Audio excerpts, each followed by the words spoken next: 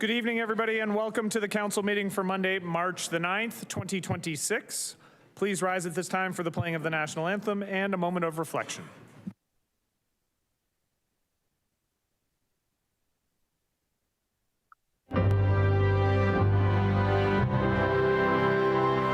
Oh, Canada, our home and native land, true patriot love in all of us command. Car ton bras s'est porté l'épée, il s'est porté la croix. Ton histoire est une épopée des plus brillants exploits. God keep our land glorious and free. Oh, Canada, we stand on guard for thee. Oh, Canada, we stand on guard for thee.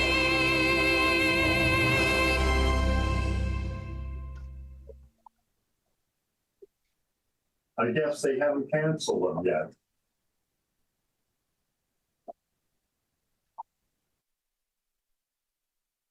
Please be seated.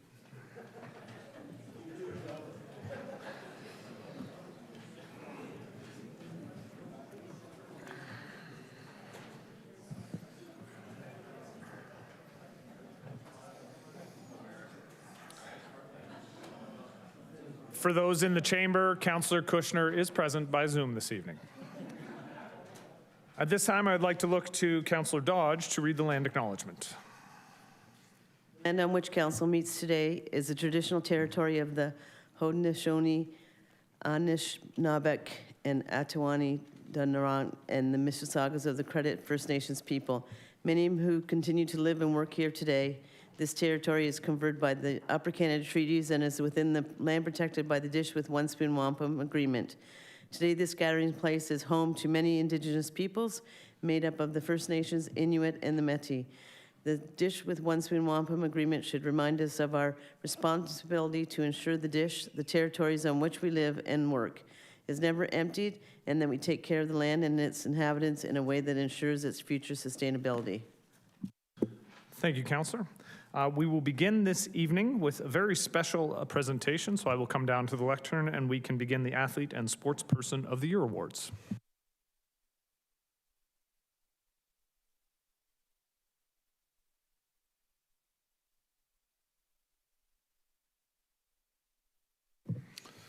Good evening, everybody. I am honored to present the city's annual Athlete and Sportsperson of the Year Awards. Thank you to the families and the friends of the recipients for joining us tonight to help celebrate our winners. I would like to begin this evening by thanking the Athlete and Sportsperson Selection Committee members for their dedication to recognizing community members for their contributions to local sport. I would also like to thank MPP Jenny Stevens for being here this evening, and I appreciate all of the members of council and senior leadership team for being here as well. Sports play an important role in our community. Whether it's basketball, hockey, lacrosse, or volleyball, sports bring people together. They give us a chance to cheer on our hometown athletes, celebrate their successes, and admire their dedication and their determination. Those involved in sport, both on and off the court and field, often become role models, inspiring others through their commitment, teamwork, and perseverance.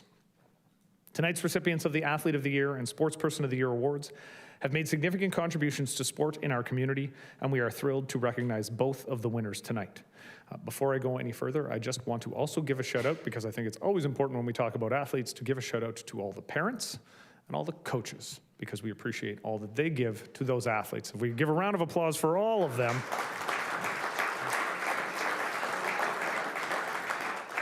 And having had the opportunity to meet some very proud parents this evening, we do appreciate their sacrifices as well. At this time, I'm going to call upon Peter Partridge Jr. to begin our presentations.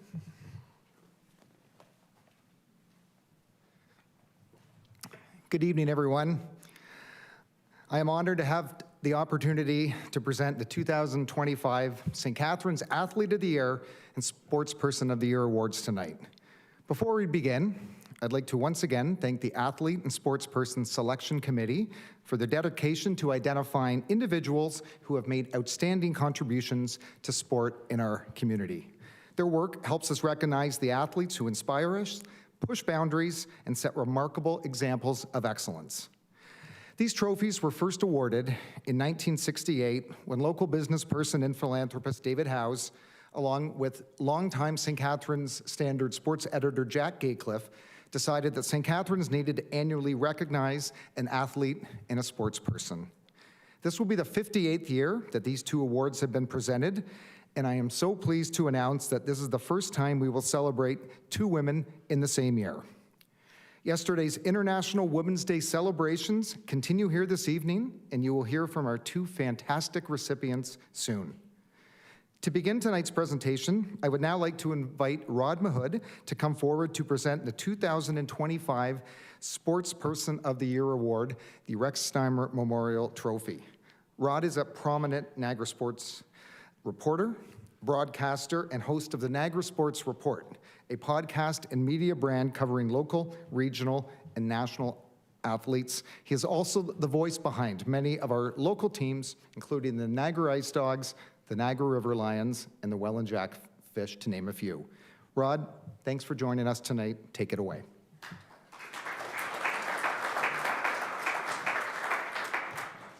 To echo some of Mayor Sisko's comments, a big thank you. I know Madeline's current coach, Shay Deanshaw, is here from Brock University, and I got emotional over this because I was the first one here with Brianne in the green room, and I don't want to take too much away because I know Bernie has to come up and say a few words, but the grandparents of the Athlete of the Year flew in from Florida this morning, and they're flying back tonight. So very special, and they kind of surprised the Athlete of the Year, so that's amazing. As Peter mentioned as well, a day after International Women's Day, this is very special. History made, and as St. Catharines celebrates its 150th birthday, that two females are honored tonight. I've had the pleasure of knowing the Sportsperson of the Year. We worked together since day one with the Niagara River Lions. She sat beside me, was kind of my game day coordinator. She started in communications and operations, worked up to vice president, where she won her first CEBL title. And then on August 25th, 2025, she became the first female president of a men's sports franchise to win a championship. Needless to say, yes, please do clap.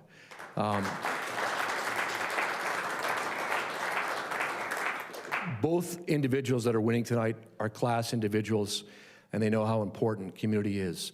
The 2025 St. Catharines Sportsperson of the Year, she made history again, and St. Catharines is making history tonight, is Niagara River Lions President Michelle Biskup.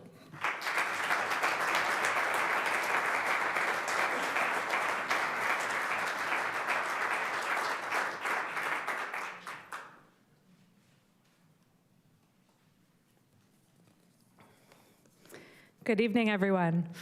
I was truly surprised and deeply honored to even have my name brought forward for this award, let alone to win it. I've called this city home for the past 10 years, and in that time I've experienced just how supportive and special this community is. To be recognized tonight is very meaningful. I've never done what I do for recognition. In fact, I usually like to stay more behind the scenes. But I do what I do because of the power of sport. It challenges us, inspires us, and brings people together in moments of joy, excitement, and sometimes even heartbreak. This award wouldn't be possible without an incredible team around me. Thank you to our players, our staff, a few of which are here tonight, our fans and season ticket holders, again, a few here tonight, our community, and our partners. I'm also grateful for our owners who trust, empower, and give me the platform to lead and make an impact as a woman leading in sport. As a woman leading in sport, I hope that young girls see this and know that there is a spot for them at every table, not just on the court, but in leadership as well. In just 81 days, we'll be back at the Meridian Center as we go for a three-peat and try to make history while leaving a mark on St. Catharines. Thank you again for this incredible honor.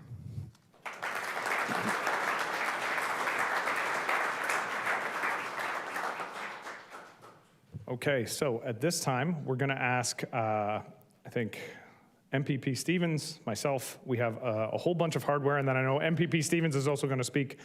So we have a trophy and a whole bunch of other things. So don't go far because you have to carry all of this.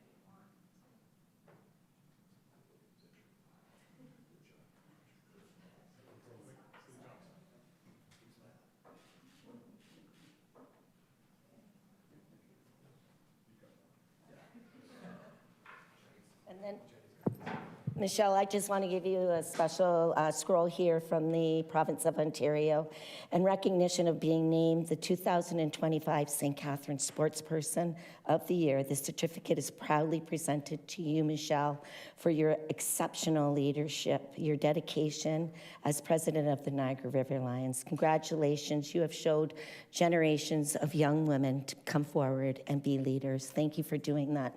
Wonderful, and congratulations.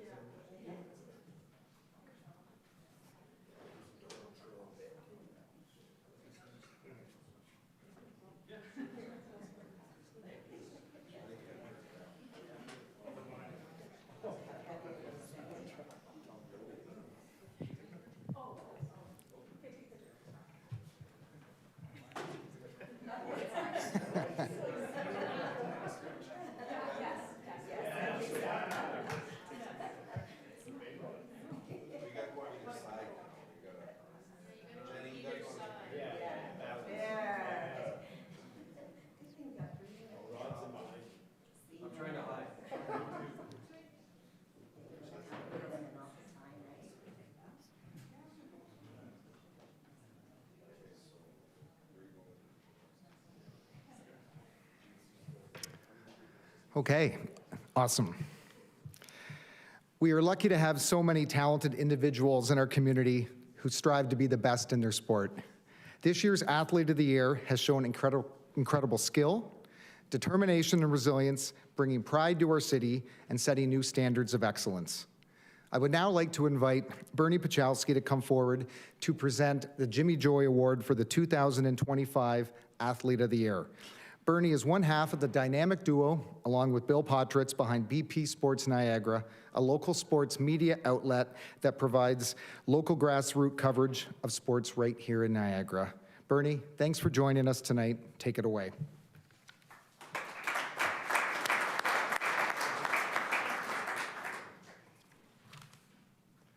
Mr. Mayor, members of council, city staff, invited guests, it's my honor tonight to be here to present the 2025 St. Catharines Athlete of the Year Award to Madeline Weiner. And I flew in all the way from Fonthill to do this. So the 22-year-old St. Catharines native completed her fourth season with the Brock Badgers last spring by being named the Ontario University Athletics Player of the Year, a first-team OUA All-Star, and a first-team All-Canadian. Incredible accomplishments.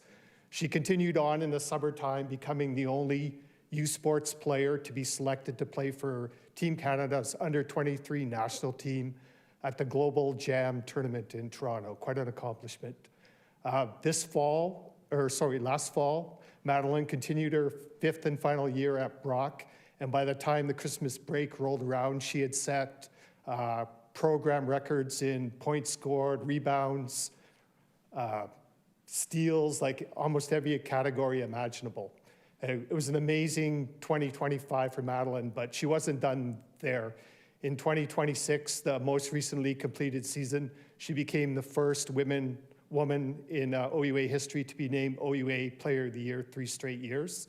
Of course, she was a OUA first-team All-Star, and she was also a first-team All-Canadian. And even more amazing to put the cap on an amazing career, last week she was named the U Sports Player of the Year, an amazing feat. Madeline not only was excellent on the field, on the court, she also excelled in the classroom. Every year at Brock, she was on the Dean's List, and she was an academic All-Canadian. At the conclusion of the 24-25 season, she was the first Brock woman and only the second Brock athlete to be named a U Sports Top 8 academic All-Canadian. Quite an honor. Madeline's basketball resume speaks for itself, and her abilities are now opening the door for her to pursue a career as a pro overseas, and we look forward to seeing what comes next in Madeline's storied career. Congratulations.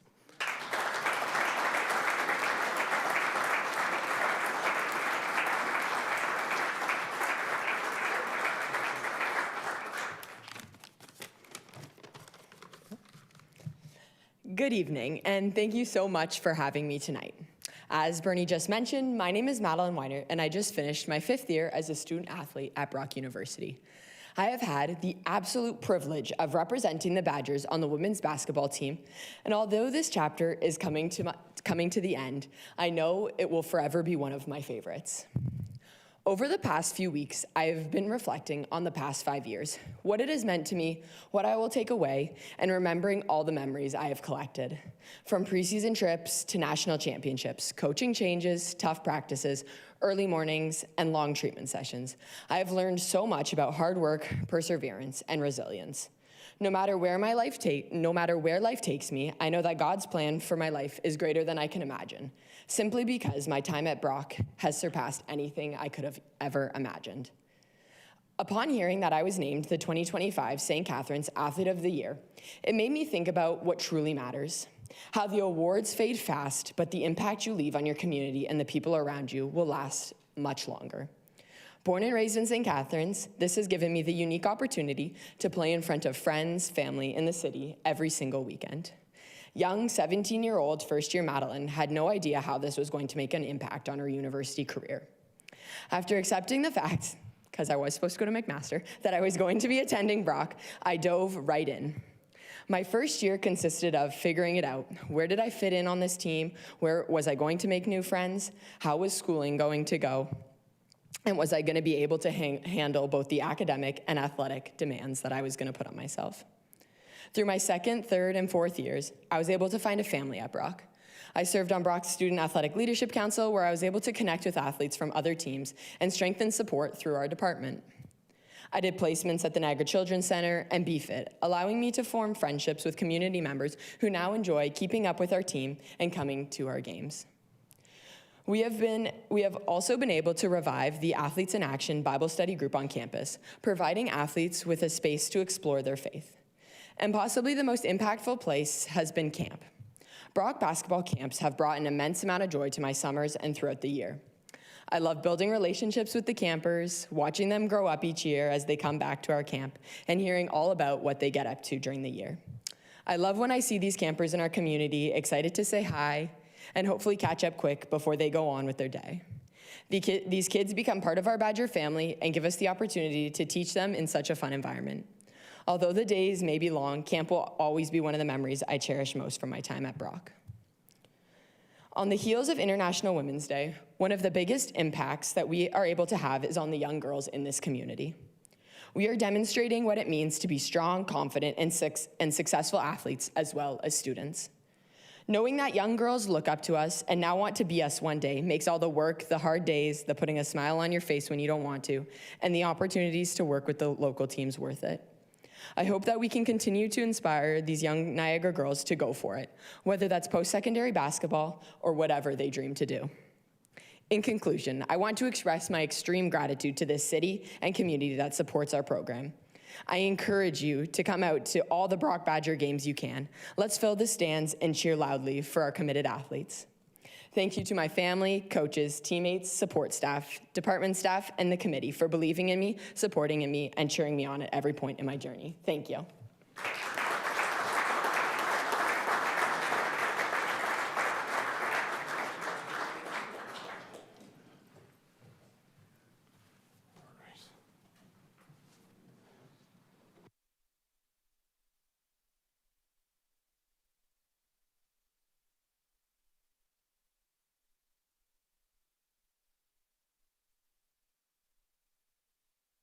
Yeah, no, it is.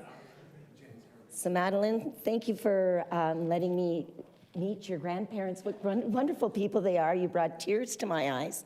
Thanks for coming in. I'm sure you're so proud, and your parents are very proud too. We, as the city of St. Catharines, are proud of you too.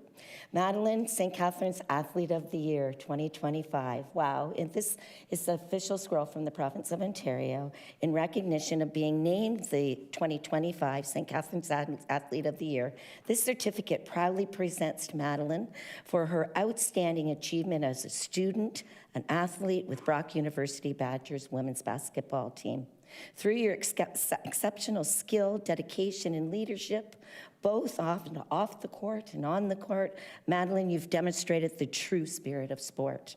Congratulations, your commitment, your passion for the game continue to inspire young athletes throughout the city of St. Catharines, and from what I understand, across Canada. You're wonderful.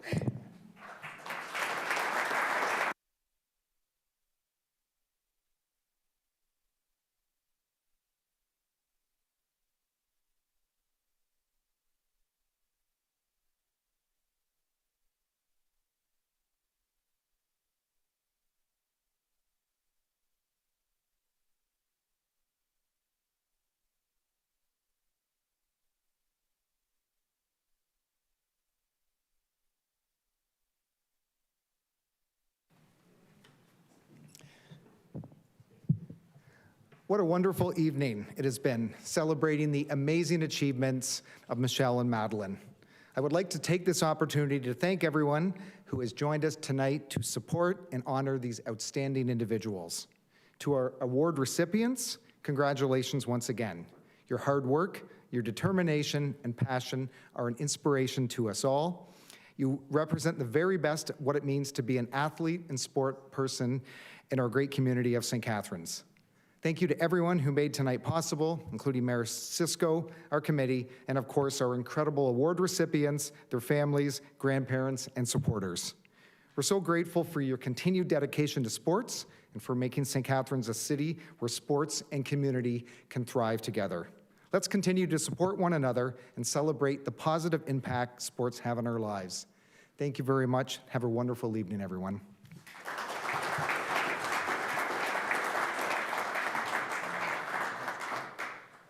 And as we have every year, we will take a 5-minute recess so we can just accommodate pictures outside. We'll try to keep it to no more than 10 minutes. Thanks.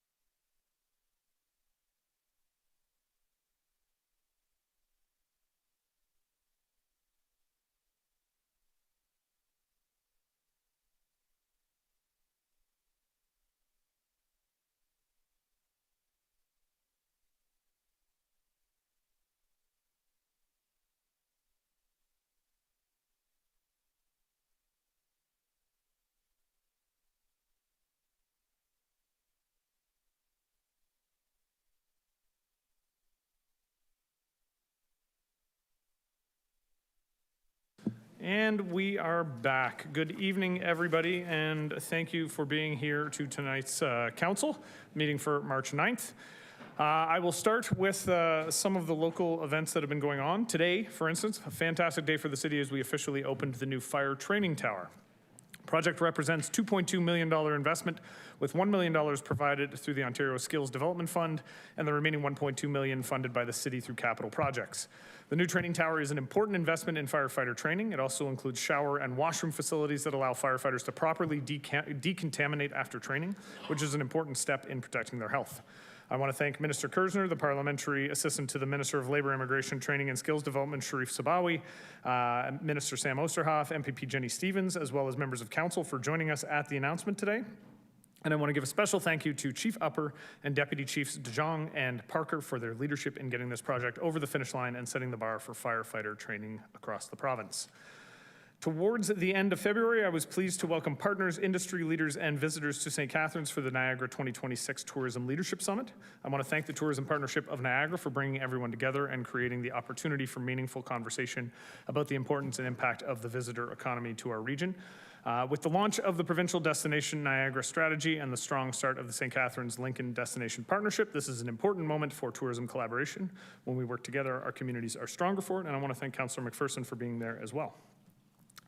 I also had the chance to participate in the Big Brothers Big Sisters of Niagara Bowl for Kids' Sake last month, along with Councillors Lindell, McPherson, and Stevens, raising funds to support the important work that Big Brothers Big Sisters does in our community. I will say we were definitely worse for wear by not having Deputy Mayor Phelps. He was away and was not able to join us this year, and our scores definitely were worse. And yet we still beat the CAO's team. So, who wasn't there, and it would only have been worse had he been. So, at the end of February, I was pleased to join our community to take part in the coldest night of the year, a nationwide event that brings communities together to walk in solidarity with those who are hurting, hungry, and experiencing homelessness. All funds raised in the walk in St. Catharines supported Start Me Up Niagara, and they continue to do the important work they do to support our community's most vulnerable. I want to thank all the participants, the sponsors, and the amazing volunteers who came together to make that event possible. The same night, I had the opportunity to attend the Niagara Health Foundation's Havana Nights Gala, along with Councillors Harris, McPherson, Phillips, Stevens, and Townsend, to support the It's Our Future campaign for the South Niagara Hospital. And I want to thank the organizers for a great event and to all the folks who generously supported the new build. And thank you to Councillor Harris for always dressing up appropriately at these events. I want to give a big thank you to Councillor Stevens for representing me last week at the grand opening of Firehouse Sub's newest location to 289 Bunting Road. Congratulations to owner Purvang Patel and his family on the opening of their newest Firehouse Subs, their second location in the city and their fourth in the region. And thank you for continuing to invest in our city, and we wish you all the best with Firehouse 1020. Last week, I was pleased to raise the flag at City Hall in honor of Best Buddies Month. Best Buddies is a Brock University club that partners with Community Living St. Catharines to promote friendships between adults with intellectual disabilities and students. It was wonderful to see so many familiar, happy faces at the flag raising, and we look forward to celebrating Community Living Month in May. Last week, I had the opportunity through the Great Lakes St. Lawrence Cities Initiative, which I am a co-chair of, to attend Advocacy Days on Capitol Hill in Washington. We made, I think, some significant progress in helping American senators and Congress members to understand the damage that tariffs and port fees and the issue of port fees could do to our local economy and the economies of all the Great Lakes states.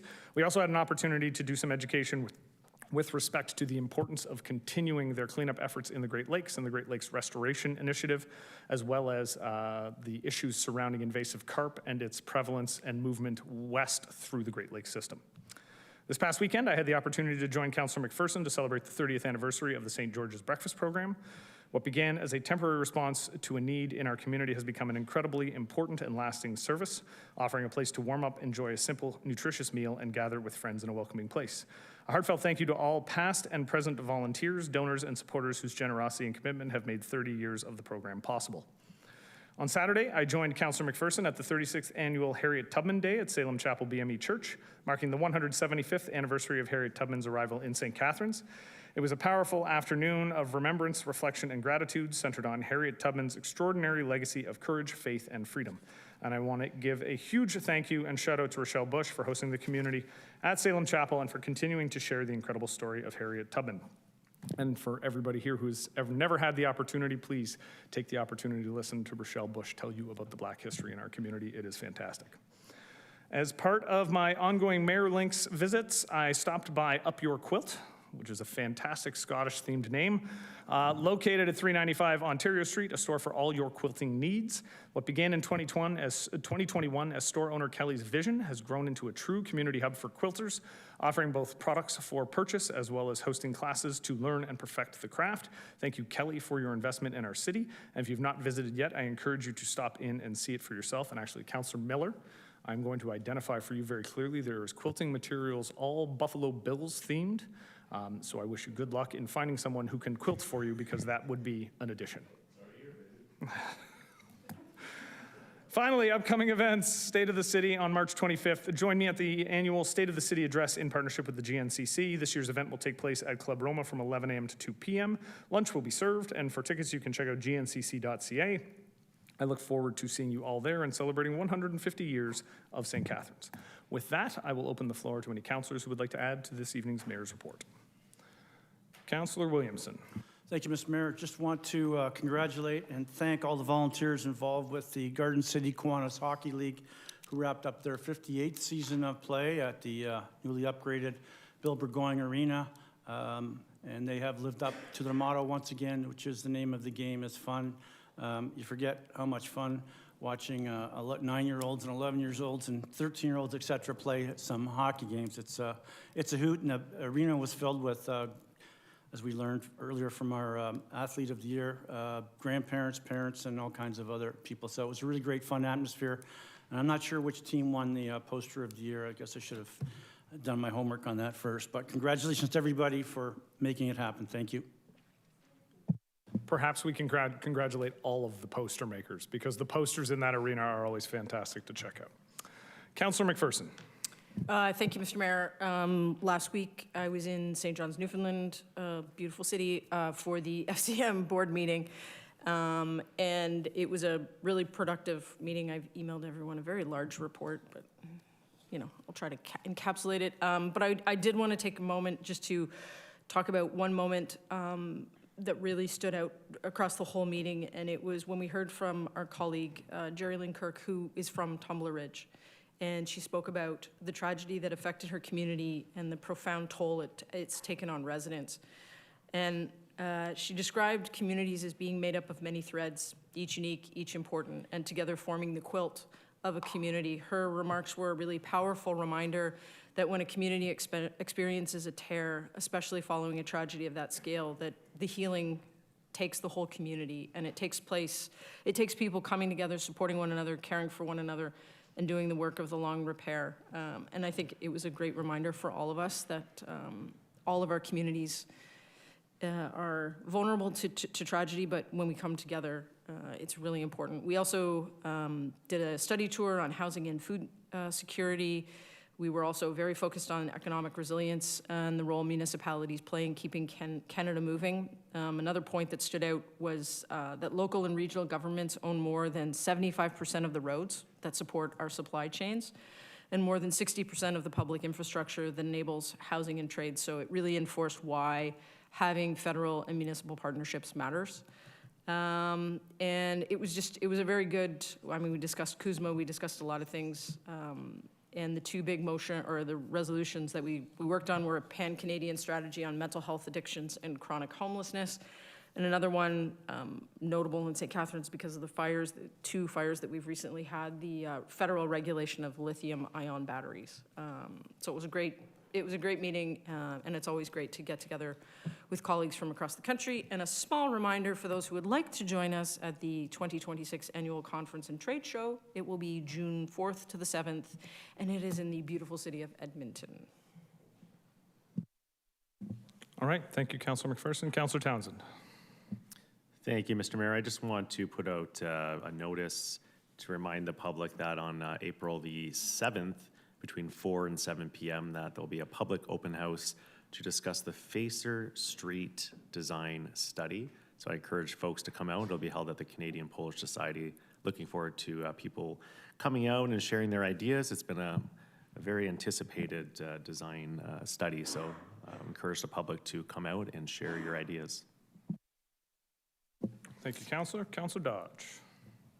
Thank you, Mr. Mayor. I just wanted to report on, I was able to represent you at the Public Works Engineering Luncheon this past week, and it was excellent as usual. And I wanted to give a shout out. It was their 30th anniversary, and one of their key components is encouraging the youth to pursue the career of engineering. And it was well attended, and it was a great time. So thank you. Partying like an engineer. It's the best. All right. Seeing no others, I will look to the clerk for the adoption of the agenda. There are 2 pieces of additional correspondence that are in Council's Sugar Sync folder and will be part of Council's correspondence listing on March 12th.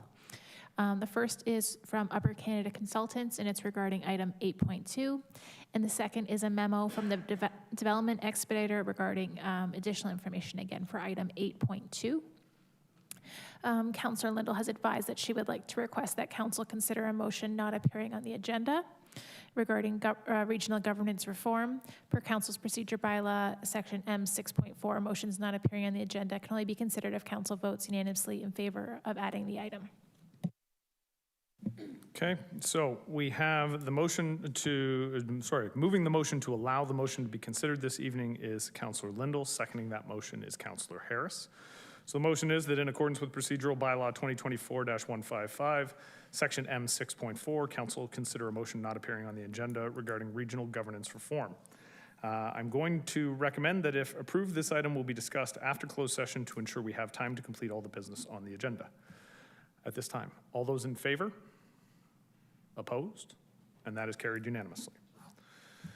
Councillor Townsend has advised that he will be requesting to allow additional delegates to speak to Councillor Lindell's motion. To add late delegates to the agenda requires only a 2/3 vote in favor, not unanimous. So at this time, is there anyone in attendance who wishes to speak to the motion regarding regional governance reform? So we have 1, 2, 3. So I'm only counting 3 on the end of this bench here. All right, so those 3 speakers will be added. So the motion to add the delegates to speak to item 10.1 in accordance with procedural bylaw 2021-124, section D1.3. The motion is being moved by Councillor Townsend, seconded by Councillor Lindell. All those in favor? Opposed? And that is carried unanimously. Can I have a motion to adopt the agenda as amended? Councillor McPherson, Councillor Phelps, all those in favor? Opposed? That's carried. Adoption of the minutes. That Council adopt the minutes of the regular Council meeting held on February 9th, 2026, and the regular Council meeting held on February 23rd, 2026, and of the special Council meeting held on March 2nd, 2026. Can I have a mover and a seconder? Councillor Mako, Councillor Miller. All those in favor? Opposed? That's carried. Are there any declarations of pecuniary interest? All right, seeing none. Can I get a motion to move the consent reports on the agenda this evening? Councillor Phillips. At this time, I will look to the clerk to read the list of consent reports and call the recorded vote. Item 7.1 is Community Recreation and Culture Services, Secord Woods Renovation Project. And item 7.2 is from Fire Services, single source procurement of 1 heavy rescue and 1 pumper tanker fire apparatus. Councillor Phillips. Yes. Councillor Ratzlaff. Yes. Councillor Townsend. Yes. Councillor Dodge. Yes. Councillor Harris. Yes. Councillor Kushner. Yes. Councillor Miller. Yes. Councillor McPherson. Yes. Councillor Mako. Yes. Councillor Lindell. Yes. Councillor Williamson. Yes. And Mayor Cisco. Yes. And that's carried. The fire chief looks like a very happy person right now.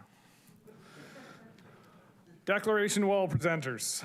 Council chambers and all municipalities in our country represent the seed of local democracy. The many acts that govern us understand the necessity of the collective voice when decisions are being made to grow our spaces, pass our bylaws, and to seek opinions into very complex issues, ensuring safe spaces for all in our public discourse. We recognize the right of the majority to decide, the minority to be heard, the public to have an opportunity to participate, and all participants to be treated with courtesy and respect. It is imperative that elected officials, citizens, and staff have input, and it is paramount that we listen to one another and question one another, but that we understand we do this in a way that never undermines any person's ability or their dignity in our chambers. We respect the right for everyone to have an opinion and remind the audience views of the public do not always reflect those of the Corporation of the City of St. Catharines. We'll begin tonight with 8.1, which is a public meeting under the Planning Act for 40A Ellis Avenue and adjacent former railway lands. The purpose of this public meeting is to ensure that sufficient information is available for the public and council to understand the proposed applications and to provide the public with an opportunity for input before council's decision. If a specified person or public body is defined in the Planning Act, or the registered owner of the land does not make an oral submission at the public meeting or written submission prior to council making its decision, they are not entitled to appeal the decision to the Ontario Land Tribunal. Also, that person may not be added as a party to the hearing of any appeals by others without the permission of the tribunal. The public meeting will proceed as follows. Staff will explain the application. The agent will speak, and council will have an opportunity to ask questions. Members of the public wishing to speak were asked to register by 9 a.m. today. 2 people have registered. After they have spoken, those in the gallery will be asked if they would like to speak. The deadline to submit additional written comments not previously published on the council correspondence listing was 12 p.m. today, and no additional items of correspondence were received. At that point, the public meeting will be closed, and council will be able to ask staff questions and will consider the application. The public meeting is now open, and I will call upon Charlotte McEwen, Senior Planner, to present.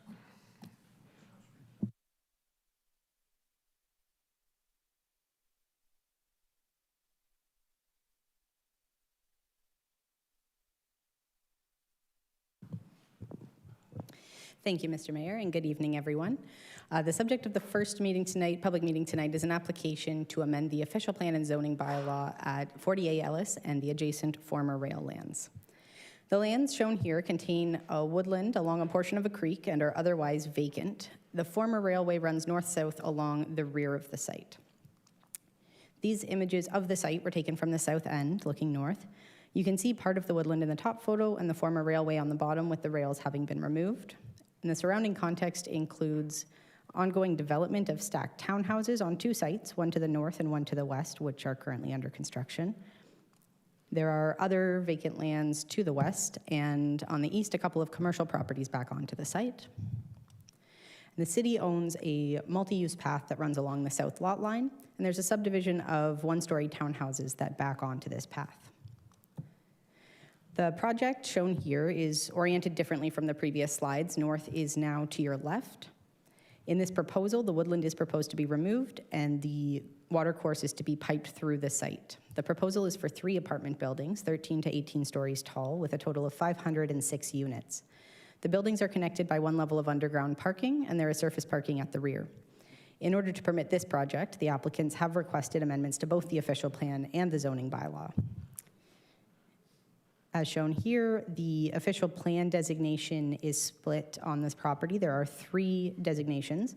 The former railway lands are designated as parkland and open space. The wooded portion is designated natural areas, and the remainder is designated medium-density residential. The requested amendment would designate the entire site high-density residential. And the zoning is similarly divided on site. The proposed zoning has a couple of additional details that are not found in the official plan, and I will cover those shortly, but ultimately the request is to rezone the entirety of the site as high-density residential. This request has 3 main land use considerations. We have to look at whether we can support removing the parkland designation over the former rail, whether we can support removing the natural area designation, and whether we can support adding the high-density residential designation. Regarding the removal of the parkland and open space designation, these former rail lands that are designated this do not currently serve a parkland function. The area is already well served by existing public and private parks and a connected trail system, and so it is considered appropriate to remove this particular designation from the lands. The natural areas designation is in place to reflect a couple of environmental features on the site that are identified in the Niagara official plan as being a watercourse and a certain type of woodland labeled an other woodland. An environmental impact study has been completed and has evaluated these features on site. And in the EIS, the watercourse was described as a drainage feature that has limited ecological function, and it conveys stormwater from the south to the north of the site. Based on its characterization in the study, the watercourse is not considered to be a component of the regulated natural environment system, or Niagara environment system.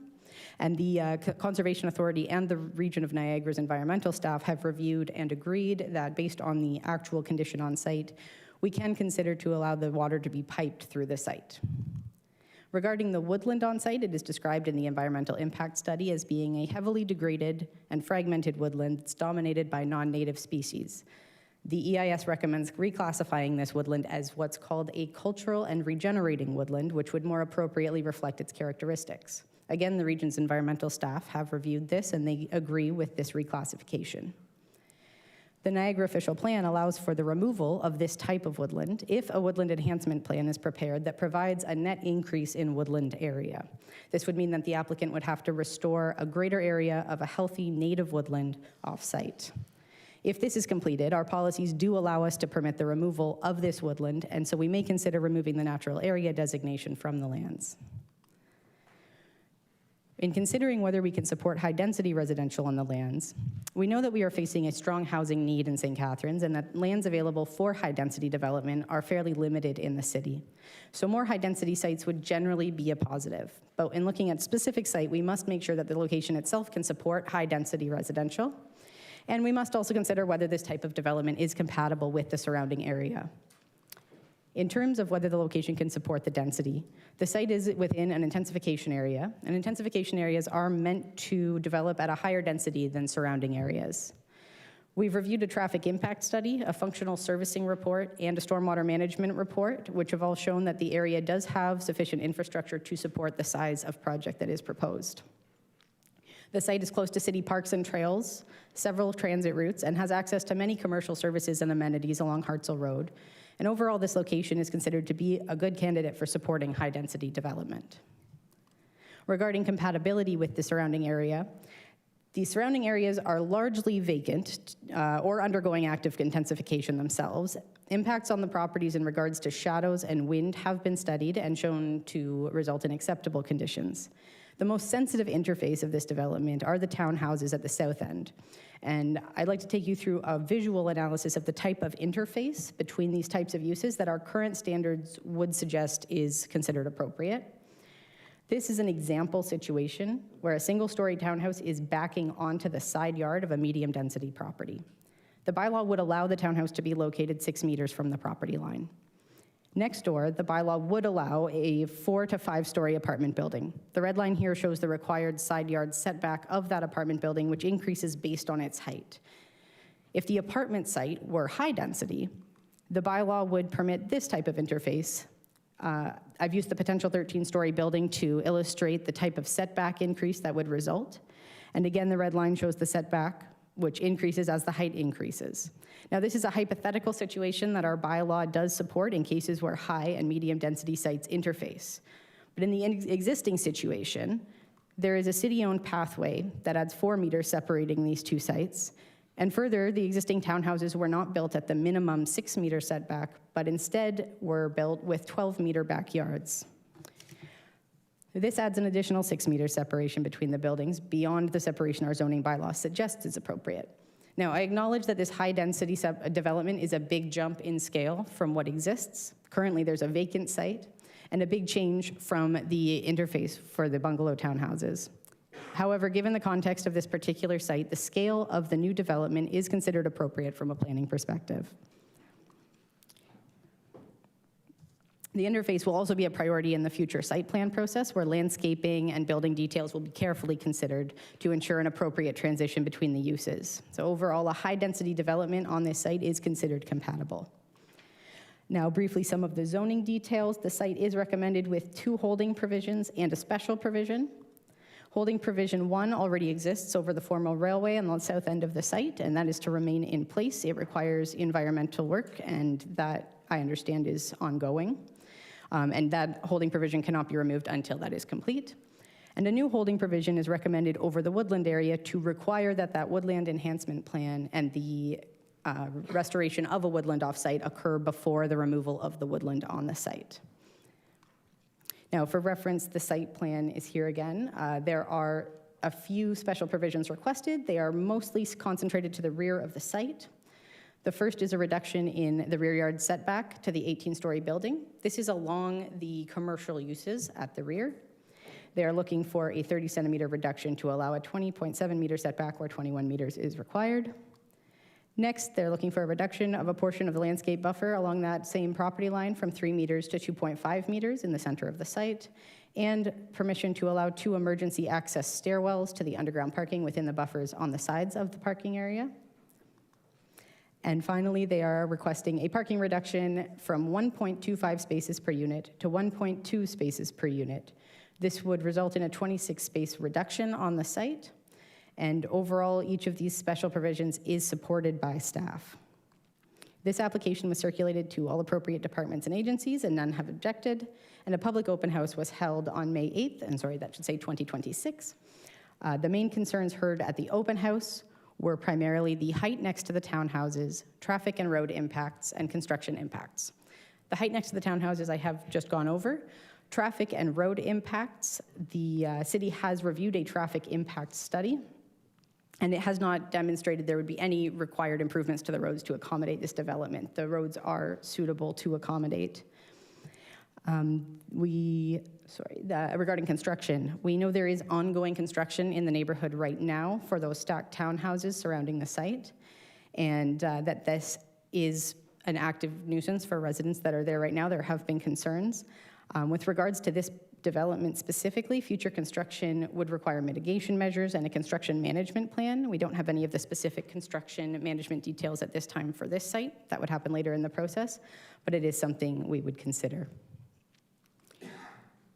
In conclusion, staff are recommending that these amendments be approved, provided that it follows the staff recommendation to include the holding provision, as this would be consistent with provincial and local policies. Thank you. All right, thank you, Ms. McEwen. At this time, I will call upon Craig Rowe, the senior planner from GSP Group, to present. Mr. Rowe, the lectern's yours.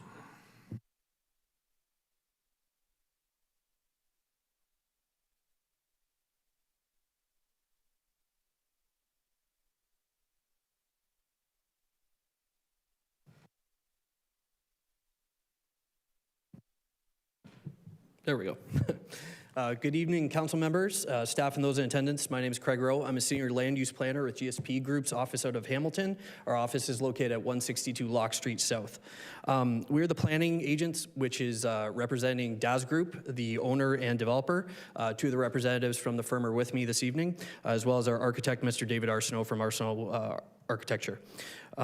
This evening, what we'd like to do is provide a brief presentation supplemental to what was provided by staff, outlining the historic use of the property, the evolution of the land use context in and around it, and then some other key considerations we feel that are important for council to look at tonight as you're making a decision on this application. We're happy to revisit or expand on these considerations when we've conclude the presentation. And also at the end, I do have a request of council on behalf of our client regarding the environmental holding provision that's been applied to the property.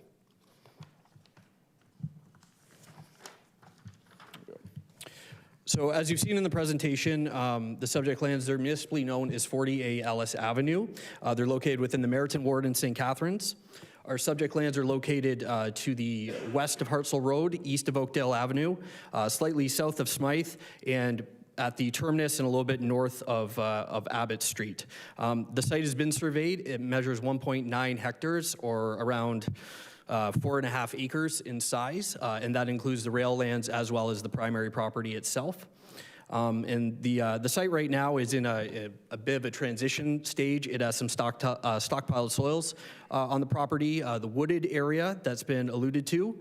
There's also a man-made valley on the property and a culvert that drains into the Carter Creek to the north. The site is proximate to a variety of different community resources in the area. We represent a couple of these with the icons. We're close to Fire Hall number 4 to the southeast. We do have Clifford Creek Park, which is located about 150 meters to the north of the subject lands. There's also, I believe it's Ferndale Public School, which is the upper school icon that you see on the screen. And then we also have the Meriton Community Center and Arena, as well as the Canada Prep Academy further to the southeast. So what I provide on screen here is a 1955 aerial photo and a 2024 aerial photo with hopes of kind of showing the progression of this property. The site originally was owned and operated by a variety of different paper mill producers. Most recently, it was Domtar Lands. The image shown on screen, you can see that there's a bit of a building down in the bottom corner of that property, and what looks almost like a bit of a roadway is actually industrial spillway, which was coming out of the building. This coincides with the location of that small valley land that we see on the property, noted as a water course, and also where the majority of the trees are. You can see that shown on the 2024 image. The eastern portion of the property is the former Trillium or Geo Railway. Both of these properties, based on their former industrial and transportation-based uses, do require a record of site condition, and that has been captured in one of the holding provisions. Oops, pardon me. There we go. As shown in the 2024 aerial image, the area is largely comprised now by a mix of emerging developments. We have the smaller bungalow townhouses, which are located at Noah Common. We also have a mix of semi-detached and single-detached dwellings in the area, as well as the newer stacked townhouse developments that are under construction, as well as a variety of transitioning commercial uses that are located further east of the property on Hartzell Road. So our proposed development plan is inclusive of 3 buildings for a total of 402 apartment units. This is spread across 2 or 3 towers. So buildings A and C, which are the ones on the bottom of the screen, they'll each have 150 units in them. While building B in the middle is proposed to be 18 stories with 206 units.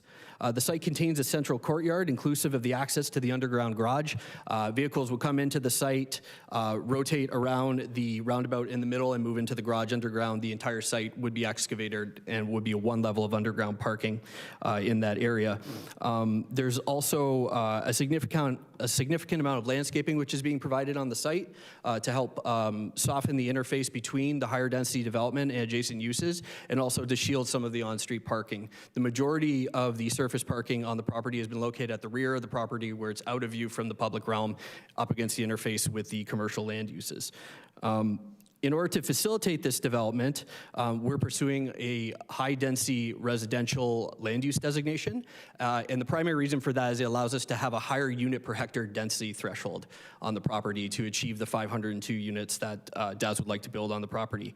To ensure conformity with that official plan designation, we're also going for a high-density zoning. The two need to work together and match, with small deviations which are almost on the minor variance scale regarding landscape buffers and parking. Small adjustments to make the site work well together. These are the proposed preliminary elevations that were submitted with the application. Each building would have a 2-story podium with it, and that would include the main lobby as well as some amenity areas, different rooms, and then the building would progress up from that, but be step back from the overall base footprint of the building.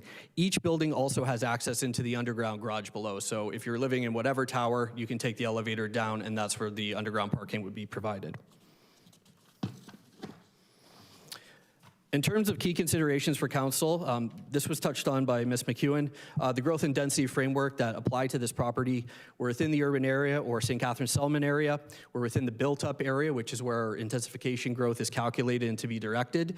And we also have an intensification area designation that's placed over this area and adjacent lands, which means generally that the official plan is directing that more intense development be set forth into this area to achieve a range and mix of uses, different tenure types, different building forms. There's also a site-specific provision in the official plan, which is higher than the as-of-right zoning on the property, that allows for a maximum density of 199 units per hectare within this area. We are going above that, but there is inference within the policy that this area is a good candidate for higher density. Regarding transportation and access, vehicular access to the property will be provided through the new extension of Ellis Avenue, which has been completed. It was undertaken as part of a previous plan of subdivision, which is related to the townhouses that are under construction in the adjacent area. It's our understanding now that the road is now open for public access and can be utilized. The subject lands are also within a short distance of walking to different public transit stops. There's several stops over on Oakdale Avenue, and then also the multi-use path allows access over to the transit stops on Hartzell Road, and also some of those short trips that you like to make in the neighborhood, a short walk to go to commercial, go to Shoppers Drug Mart, things of that nature. We did evaluate transportation impacts in terms of traffic and parking. The first traffic study that was done was submitted with the applications and supported by staff. It indicated 130 peak trips in the morning and 155 peak trips in the evening. When it calculated and reviewed the parking, it determined that based on the scale of development, 476 parking spaces would be what would be necessary. 609 are being provided by the applicant as part of this plan. We do pay attention closely to developments that are going on in the area and are familiar with the discussion that took place about 10 Phelps, which is further north of this site. DAS undertook an additional transportation analysis where we had Paradigm Transportation Solutions take a closer look at if there would be additional impacts on Phelps Street and on Smythe. They reported back in that report and indicating that there is a little bit of additional background traffic, which would be noticeable, but it does not generate any significant negative impacts on the transportation network. We don't need to widen road, turn lanes, signalization, anything of that nature. Just a moderate increase in traffic over the background, which has already been approved in that area. Regarding the infrastructure, this site would be serviced through urban means, be hooked up to municipal water main and municipal sewer. With like many developments in this portion of Meriton, we had to undertake a sanitary analysis. The results came back good on that. There is sufficient capacity for us and we'll be designing accordingly. We can utilize the existing network without any negative impacts. In terms of stormwater management, everything that we generate on site must be kept on site and sent out to an appropriate outlet. Anything that's draining towards the site right now must be accommodated. We cannot drain onto adjacent properties. Currently, the site drains through a culvert, which is located on the property near that water course, and heads out to Carter Creek. The water course actually sits lower than the creek, so only when it fills up does it actually make water that goes over to Carter Creek. And then lastly, in terms of transportation infrastructure, I noted the Ellis Avenue extension, which has been provided. In terms of our development compatibility, there's a variety of different forms of development and buildings in the area, namely 3-story stacked townhouses that are under construction, 3-story townhouses across the road to the west. We have a mix of bungalow townhouses in Noah Common, and then the different scales of commercial buildings that we find on Hartsel Road. In terms of shadow and overlook, our development has been evaluated to meet the 45-degree angular plane, as shown in the diagram prepared by Ms. McEwen, which was really excellent, show the amount of physical separation between Building C and the Noah Common developments. Also, our architect employed a point tower design, which is a little bit different than some of the apartment buildings we've seen that are very long, they occupy a lot of room, and they tend to block a lot of natural light. The point towers tend to rise up, they don't clutter the sky as much, they help us more efficiently use the building space, and they help us better mitigate wind impacts. As noted in the staff presentation, all of those reports came back with favorable results. In terms of the natural areas, the wooded area that is on the property, as set out in the region's policies, this area needs to be replaced off-site within general distance of the property, and this has to be done to the satisfaction of the city. The intention is that whatever is replicated is done in a condition that's better, utilizing more natural native species that are in the area with a better ecological function overall. The Carter Creek right now, in order to ensure that stormwater continues to flow through our property, our catchment area that this property actually takes is about 41 hectares. We had to model as part of our preliminary review. So everything that's coming through the property will be piped through and under the building.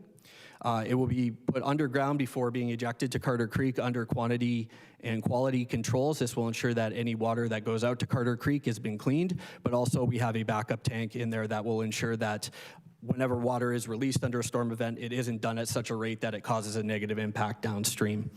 And lastly, we have a variety of different landscape methods that are being employed across the property, a lot of foundation plantings and gardenettes, as well as a very, very robust border of trees that go around the property to help provide better privacy for adjacent land uses and to shade the property, make it more aesthetically pleasing from the streetscape.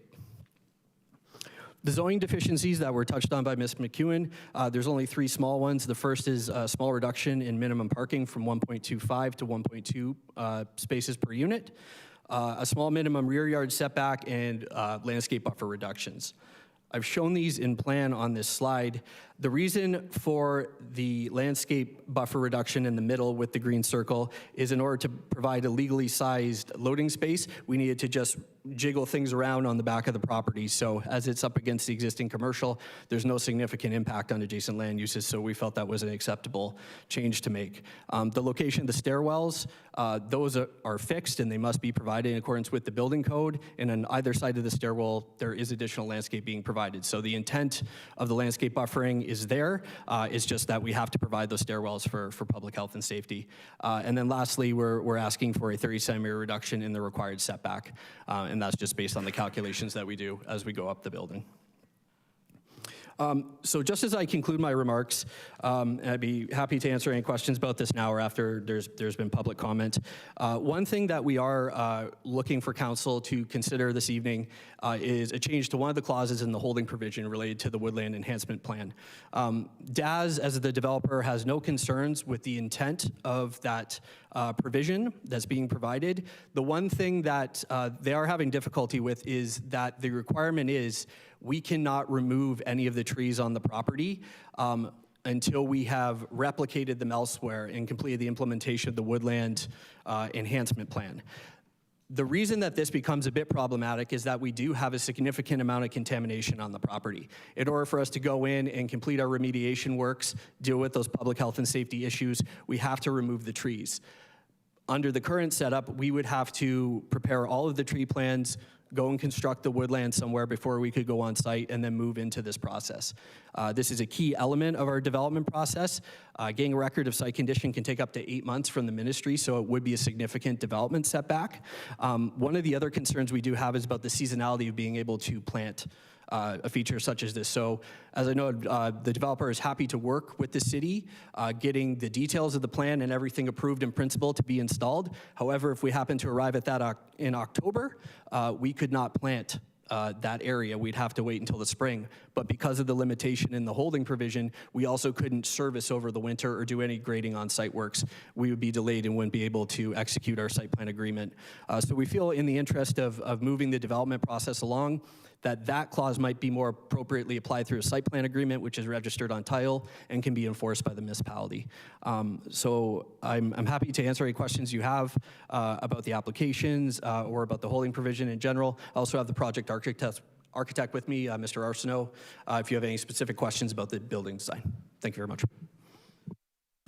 Thank you, Mr. Rowe. We will look to questions from council, and I will go to Councillor Lindell first. Thank you for your presentation. I enjoyed it.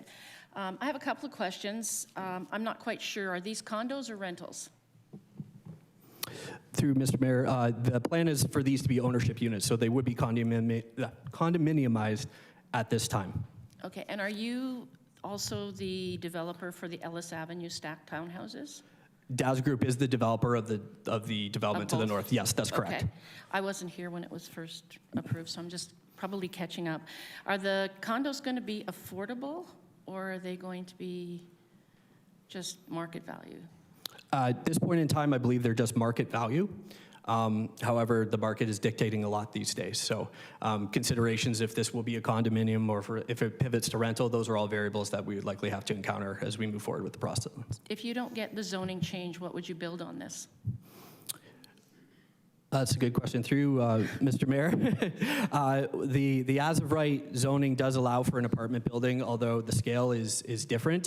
The challenge is the non-residential zoning that we have on the property. So the challenge still remains of the contamination on the site that we need to get the holding provision lifted off of, as well as this natural heritage feature for the woodland offsetting. We couldn't build anything without the zoning change approved in principle because most of the site is constrained by non-residential zones.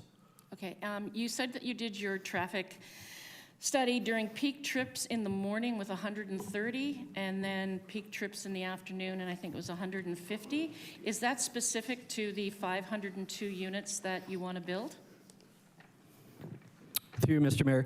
Yes, that's correct. So those numbers were generated from the first traffic impact study that was done.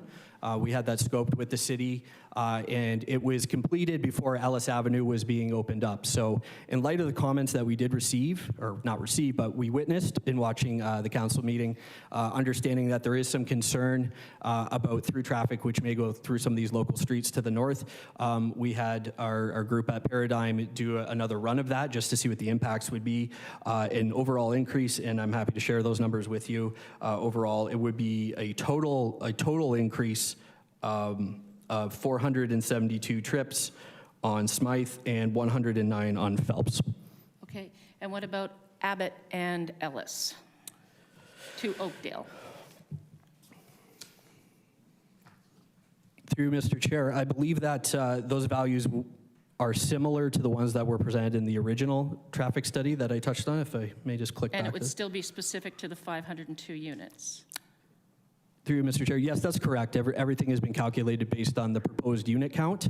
Through this update that we did, we thought it would be valuable to have them also include the background volumes from the approved developments that are going on. So not only do we have existing homes, which were modeled out in this updated report that we did to satisfy ourselves, make sure that we could actually speak to this matter before you tonight.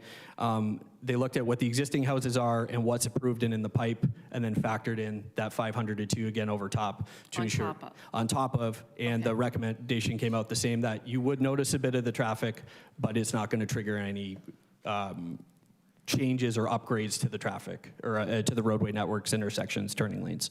Okay, so then the next thing I'm wondering about is you were talking about the holding provision being removed. There are some endangered species in that woodland. How would that affect, if you remove all of the trees in the woodland, how would that affect the endangered species that are in there? Through you, Mr. Chair, I'm not a biologist on that, but the endangered species, I know we're not, the endangered species that have been identified are a type of bat. That process in terms of managing the removal of that habitat is done actually through the province. It's done through the Ministry of Natural Resources. So there isn't a natural heritage component for the city/region to deal with on that. Our biologists would have to work through the ministry and the appropriate process to remove them at the appropriate time and take them out. But the intent of the holding provision, the recommendation from the biologists, is to undertake the offsetting exercise in general proximity to the site, and that would create a habitat that's of a much higher quality than what we're currently dealing with on the site right now. A lot of litter, there is some photos of encampments and things down in that area, and a very invasive Manitoba maple is kind of overtaking that area there. And does DAS using the same construction company for this development as they are for the Ellis stacked townhouses? I am not sure of that, through you, Mr. Chair. Okay, could that be something you find out for me? Through you, Mr. Chair, yes, we can sort that out. Okay, and then the remediation of the soil, did you say it was going to take you 8 months? Through you, Mr. Chair, when it comes to a record of site condition, where we're at right now is we've confirmed that there's contamination and we have to remediate the site. Generally how that works is we have to go in and start removing things and keep sampling the ground until it comes back clean. When it comes back clean, we're able to file our reports.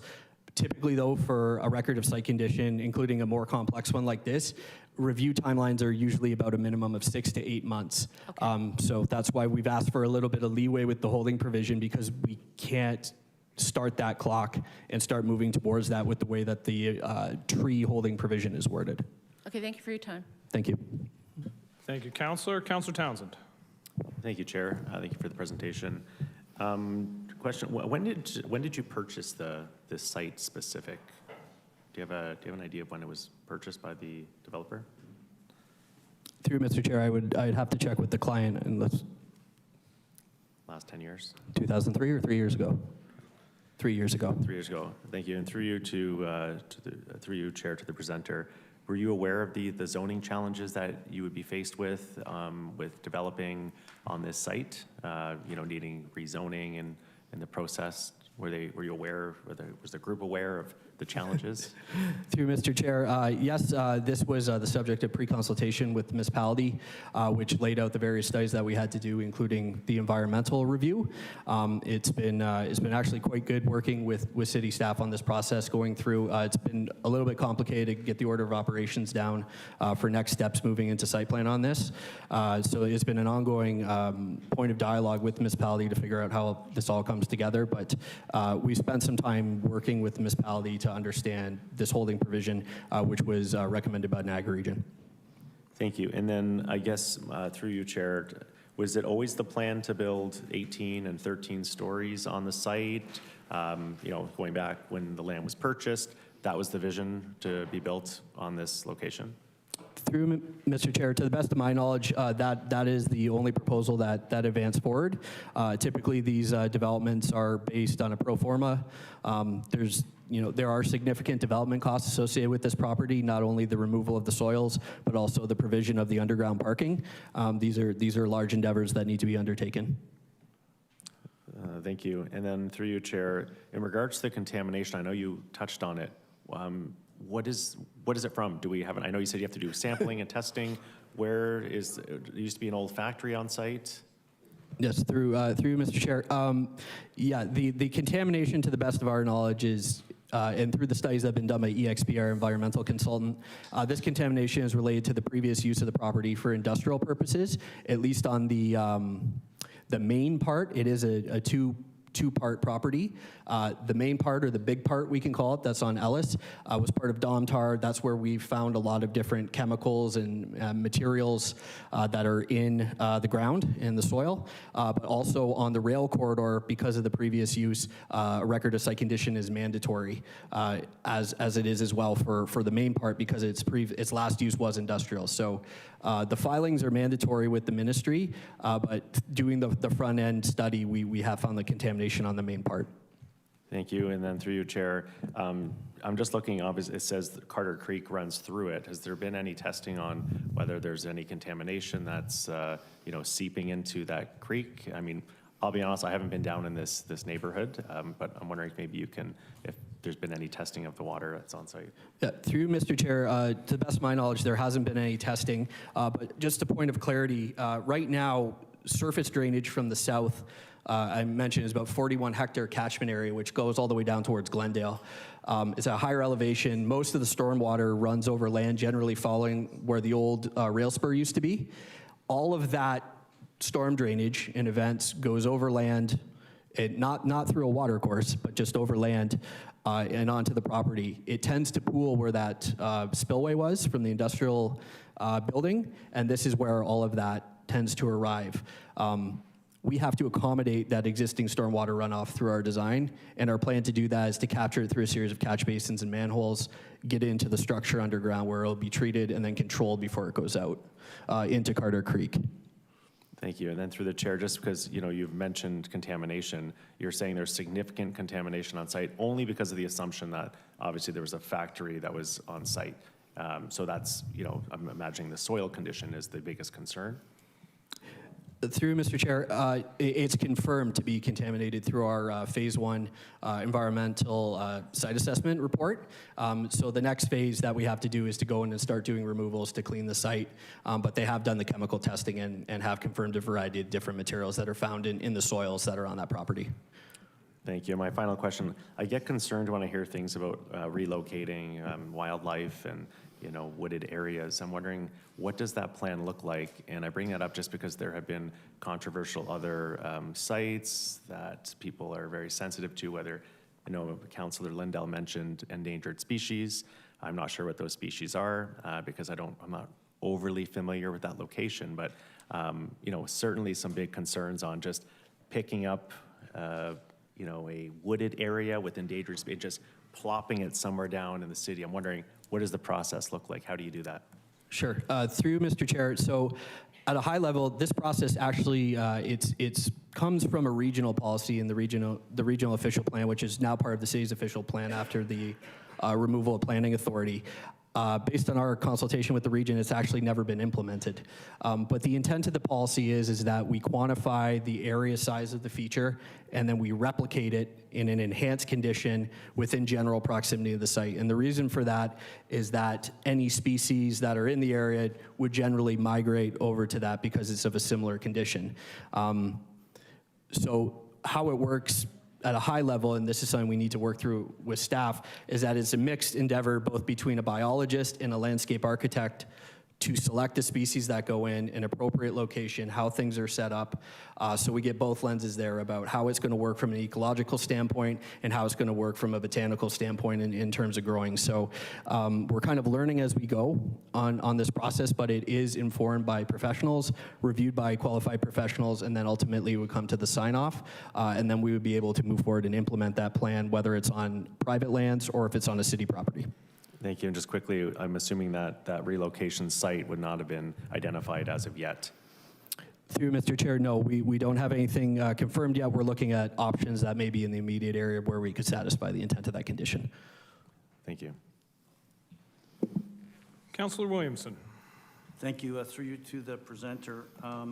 Share some of the concerns to the Councillor Lindell and Councillor Townsend in terms of removing the natural features. Now, when I'm looking at the overall picture here, we've got the railway line, and there's a green corridor to the east of it, and you've got this green area with the valley land or a little bit of a creek in there.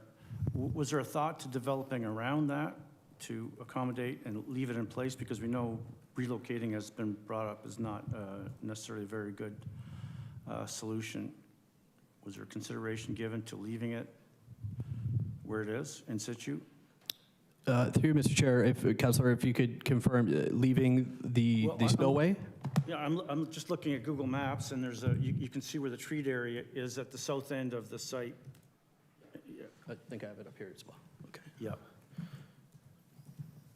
So did we try and work around that natural area before we went to the option of relocating it, or?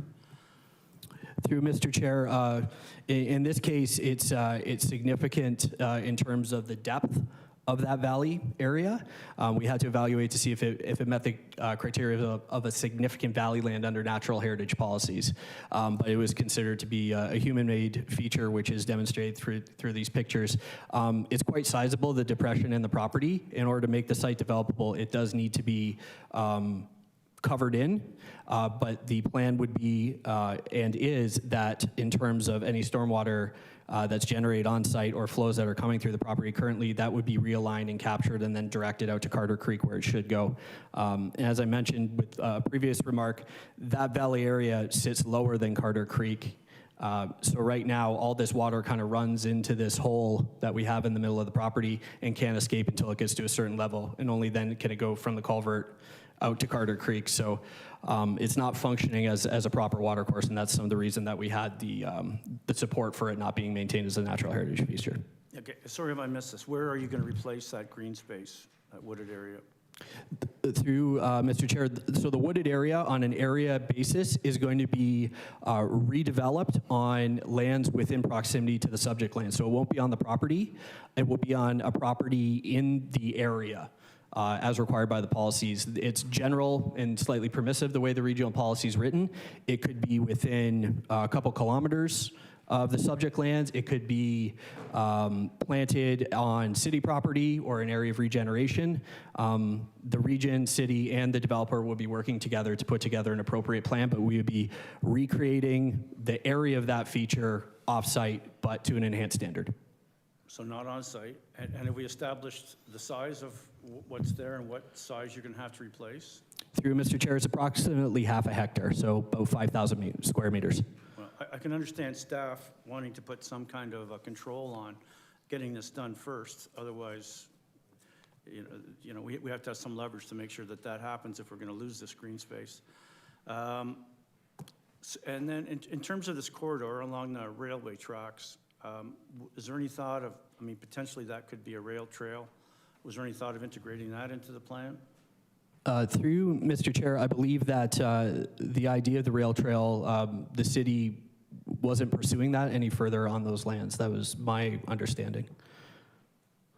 Okay, well, if you're going to accommodate bicycles on site, it would be a lot easier for people to be in an off-road situation than try and ride a bicycle on Herzl Road. I wouldn't recommend anybody ride a bicycle on Herzl Road. Okay, I guess that's, the other question is, was there a plan to do something less ambitious in terms of the intensity, the number of units? Was there discussion on something that might be more, we've got a lot of sites, Councillor Phelps always asks this question, we've got a lot of sites that are approved for high density and they're sitting fallow, so how are we going to make sure if this gets approved that it's going to take place? You're going to get working on it. Through you, Mr. Chair. So this is the plan that was put forward based on their due diligence on the property and what they require to make it a viable project for them. So that they would like to proceed with this intensity of development, and the reports and studies that have been prepared indicate that it can be supported without a negative impact. In order to have the project go forward, we're going to be subject to site plan approval, and that would be our next step to move forward and into, like all developments, we are subject to different market pressures and changes that are going on right now, but this is the first and an important step to get the principle of land use established on the property so they can move into detailed engineering design so that we can refine those natural heritage studies and so we can get the architectural plans and everything put together. It's going to be a sizable endeavor to put the submission together for the city's review. Okay, sorry, back to the replacement of the natural lands. Do you have property close by that you could do this work on?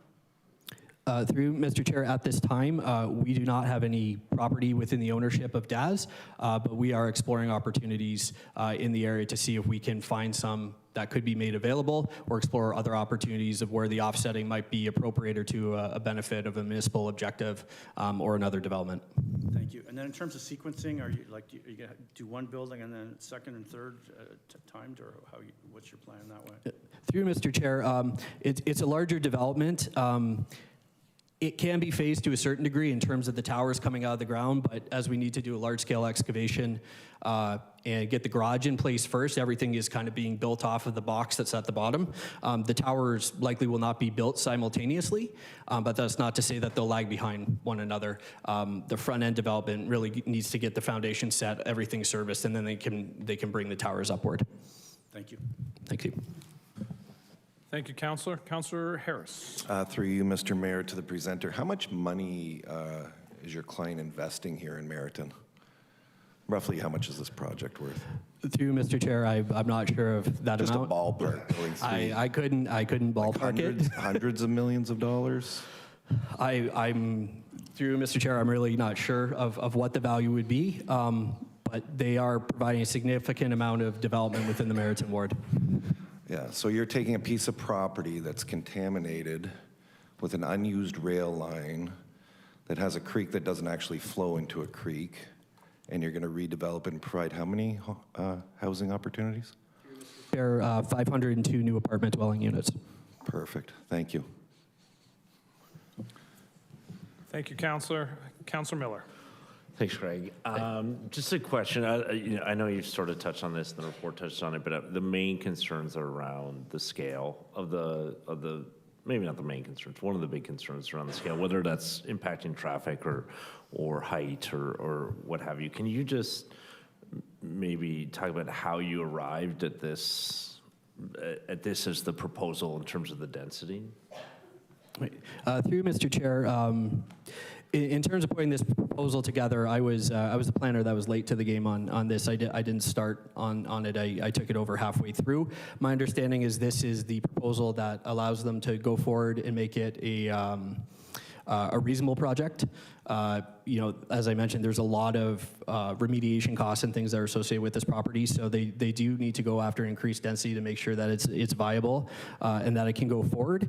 But bearing that in mind, I think that the way that the development's been arranged, having the smaller buildings being the ones that interface with the smaller height dwellings of the townhouses and locating the larger structure towards the rear, impairing it using a point tower methodology rather than very long buildings that cast shadow. There are a lot of impervious area. We have a good amount of landscape on this property, so I think that they've done a good job in effectively utilizing the land as efficiently as they can.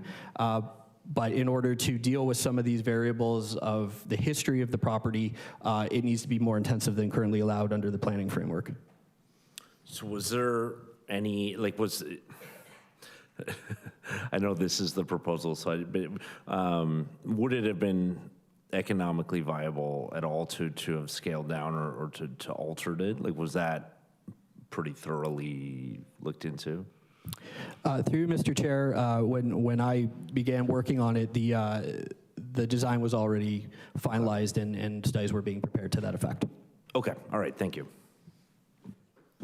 Thank you, Councillor. Councillor McPherson. Thank you, Mr. Mayor. Thank you for the presentation. I just want to go back, if we could go back to the 1955, 2024 slide. I want to be clear on the valley. So where the valley is, correct, and please correct me, that's the old, that is the spill off or runway. So it's not a natural feature in any way, shape, or form.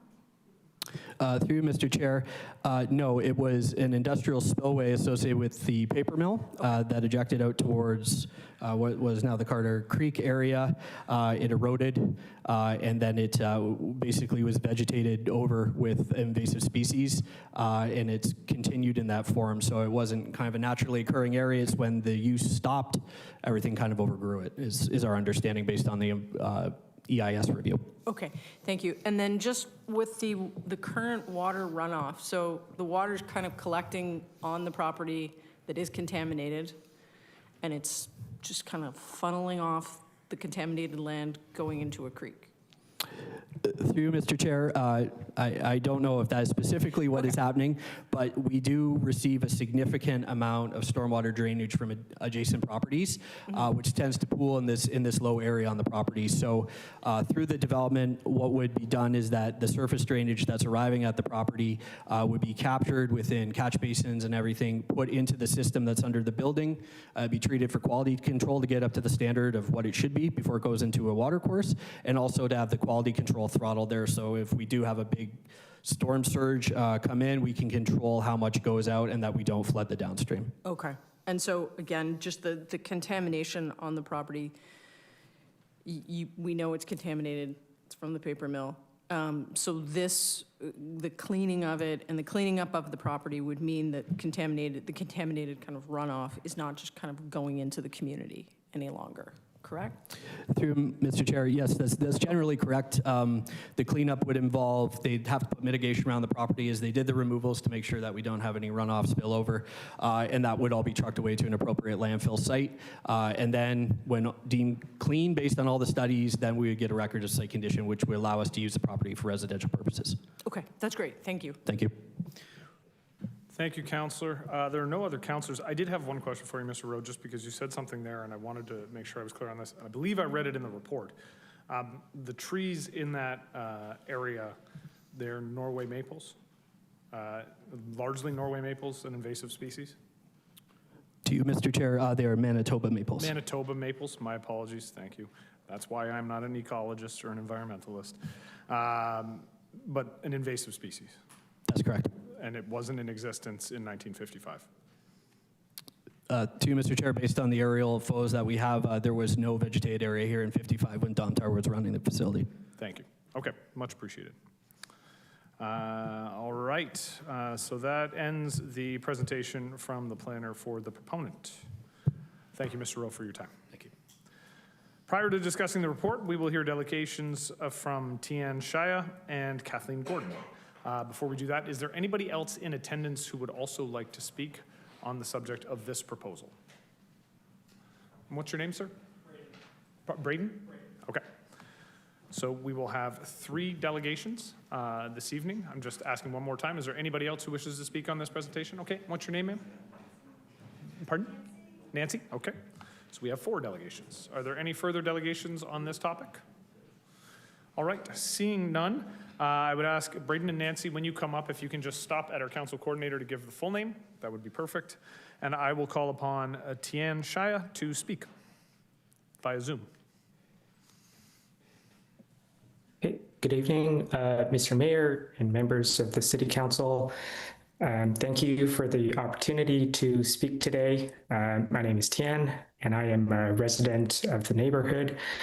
I'm here tonight as a delegation regarding public notice for the proposed development at 40A Ellis Avenue. And I am speaking to express my strong opposition to this proposal as it is currently outlined, and I ask that you vote against it. Our neighborhood is a place where residents deeply value our safety, our environment, and our strong sense of community. This proposed plan, an 18-story tower and two 13-story buildings, bringing 506 new units, threatens to permanently alter the fabric of our area.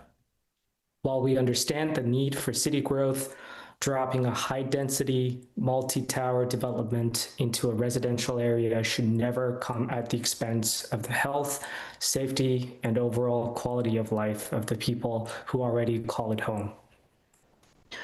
Specifically, my opposition is rooted in three major concerns regarding the extreme scale of this project. First, the severe environmental and infrastructure strain. Paving the way for 506 units will create significant stormwater runoff issues, and our aging local sewer system was simply not built to handle this massive, sudden load.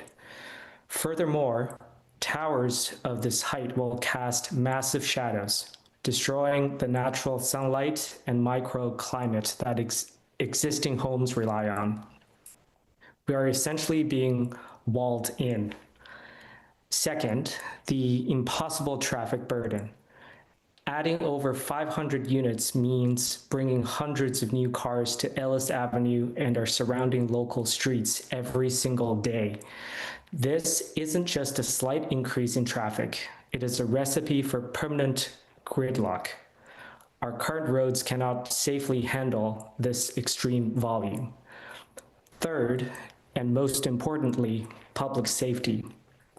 Because of our infrastructure cannot absorb this extreme influx of vehicles, the safety of pedestrians, cyclists, and children in the neighborhood will be severely compromised. Moving forward with a project of this massive scale is reckless without significant prior infrastructure upgrades. When you combine the environmental degradation, the traffic gridlock, and the safety risks, the result is an unacceptable blow to our community. Development must be responsible, sustainable, and scaled to fit the neighborhood. This proposal fails on all of those fronts. So I urge the council to listen to the residents, prioritize our community's well-being, and vote no on the Calvin Court plan. Thank you for your time, your service, and your careful consideration of this vital issue. I welcome any questions you might have.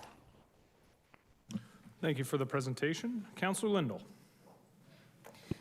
Thank you for your presentation. I just have one question. You mentioned the curved roads on Ellis. How would that be a problem for traffic? I think developer-funded traffic studies often rely on computer models that don't really reflect on the daily, on-the-ground reality of living here. I think a model might say Ellis Avenue can handle it, but common sense dictates that injecting 500 to 700 new daily vehicles into our specific local streets will cause severe bottlenecks. And the study doesn't account for the safety of our children walking to school, the reality of winter street parking, and the existing congestion at nearby intersections during rush hour. So I feel that the infrastructure is not there to support it. I'm wondering specifically about, because I've been in the neighborhood, and when you come off Oakdale towards Ellis and then down towards Noah Commons, there are severe curves and bends. Is that a problem for sightlines and traffic now?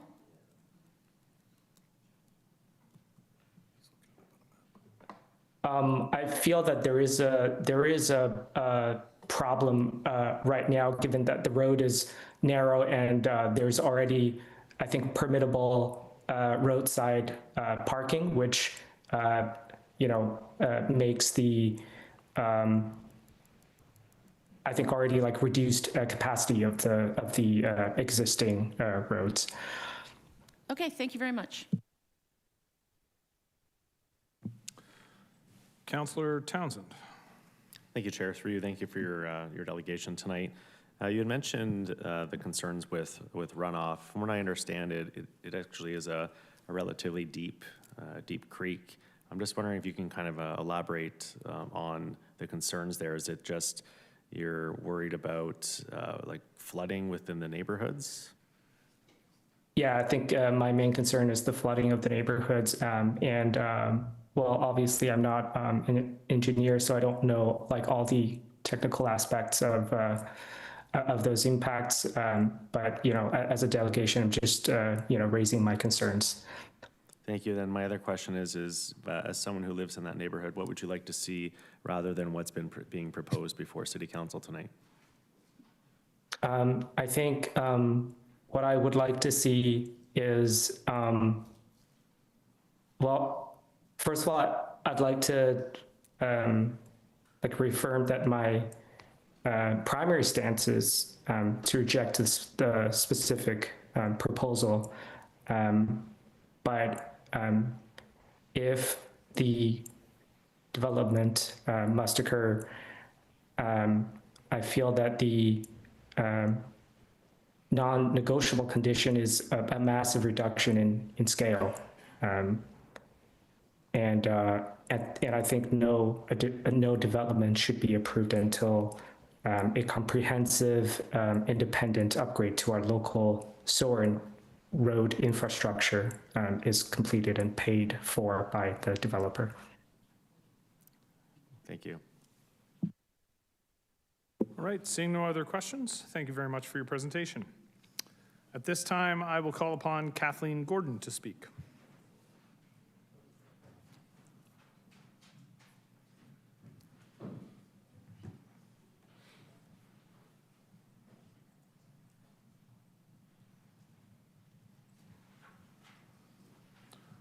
Ms. Gordon, the lectern is yours. Thank you. Well, I'm a little bit shorter. I'm just going to go this way, just so I can see my notes. Good evening. My name is Kathy Gordon. I go by Kathy. I'm here with my husband, Scott, and we flew in from 43 Ellis Avenue. I'm sorry. You will have already received a copy of my letter of opposition. I submitted that earlier. I hope you've had the opportunity to read it, along with the petition signed by many of the local residents. I'm hoping within the next 5 minutes, I can help you to understand a little bit. Sorry, I just have to be able to see my notes. Is that better? Awesome. Okay. Within the next 5 minutes, I'm hoping to help you to understand a little bit clearer how your constituents are feeling and what our concerns are. In 2018, phase 1 of Phelps Homes Meriton Commons development along the newly constructed Ellis Avenue was complete. In 2021, my husband and I moved to St. Catharines to be closer to our daughter and son-in-law and grandson. We were so excited that we had found exactly what we were looking for, a 2-bedroom townhome, 1-story. We were planning after 80 years collectively working that we were going to retire. Once we moved to the lovely community of Meriton, we knew we had made the right decision. We met our neighbors while sitting on our front porch, people we had so much in common with. There's so many of us that were working towards retirement or already retired. We watched young families with small children playing on their front lawns, making masterpieces on their sidewalks. The first summer, we realized that we could actually see the fireworks from our front porch. We crossed the road on Labor Day, and we anxiously awaited the Labor Day parade. And we asked what was going to be developed on the other side of us, north of Abbott.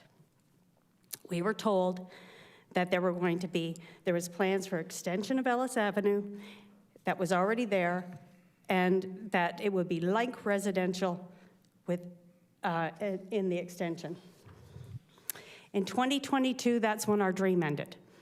That's when the reality of constant dump trucks, heavy equipment, transport trucks, and large flatbed transports driving in front of our homes while they backed up most of the time without any flagmen or any safety standards in place, and then caravans of diesel trucks idling at 6:30 in the morning, waiting for the gates to open.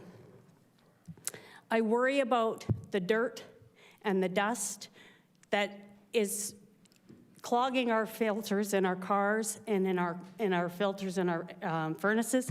I worry about what it's doing to our health. To be honest with you, I really didn't pay much attention the first time that there was a public meeting when the first amendment was made by Phelps. They wanted to sever the land, sell off 2 portions of it, and they were going to build 290 odd stacked townhouses. I didn't really pay any attention to it. I figured they were probably trying to cut some of their losses. We understood that they had to remediate the land, and that in itself was a disaster. We are now moving well into year 4 with no end in sight. When we received the notice of complete application and notice of open house just prior to Christmas, I wanted to cry. I said to my daughter, I showed it to her, and her exact words were, "No way, that's crazy. This is not the city center." I started reading through the planning justification reports and the studies, and I figured this time it was, I decided that as residents, we have a voice and we needed to try to be heard. I thought we can't possibly be the only community that's gone through this. So I started to do some research, and I discovered that over on Seymour Avenue, there was a group of people that came before this council and with their concerns over the development that they were proposing. I've attached a copy of a newsletter that refers to it. To compare the properties, 10 Seymour is 550 meters from 40A Ellis. Seymour Avenue is already a collector road. Ellis Avenue is a local road, considerably narrower. Seymour Avenue is a straight road with no curves. Ellis Avenue has 2 right-angle curves with blind spots. The proposal of Seymour Avenue was apparently, or was approximately 100 units less than what is being proposed here. Both locations fall under Ward 1, Meriton. If you Google Meriton High School, 10 Seymour Avenue, you'll find that as of February 21st, 2024, the school is in pre-construction stage with plans for 3 stories and 76 units. It appears their voices were heard. According to the city's municipal structure, referenced in the planning justification report, the area surrounding Ellis Avenue is identified as discussed intensification area. In 2021, Phase 2 of Meriton Commons was complete, and there was a total of 77 units. With the addition of the stacked townhouses at the north end, at the addition of Abbott Street, this area has intensified by over 300%. There isn't a need to put another 500, and I read 6, I've heard 2, either way, over 500 units to justify intensification. The same municipal structure document, in that same document, the Provincial Growth Plan Urban Growth Center is to the northwest of Meriton. It's not in our area. Alternatively, there are lands on Oakdale Avenue, which are already zoned as high density. We understand the government has an initiative to fast track permits and increase the number of units constructed. But as posted in February on the city's website, St. Catharines is ahead of target. I understand that one might say that life will be impacted during construction, and then we'll go back to normal. But the impact is everlasting. We understand there will be development on this land. We know that. What we're asking is that the zoning and bylaws remain unchanged. To quote Mr. Miller from the Niagara Weekly article regarding Seymour Avenue, he said, "The city grows and things change, but you want to make sure with any development, it complements the community and benefits the community rather than ends up being a negative thing." I agree. Every person I talked to echoed my concerns. They were very worried about the safety of children, the pedestrians, increased traffic, and the street parking to support high density are things that keep us up at night. Residents are unable to safely use sidewalks without having to navigate around cars. Cars that block the streets and driveways will become more intense with the addition of 500+ cars. With the congestion of parked cars on Ellis Avenue, it's now become a one-lane street. I've given you pictures to review in the appendices.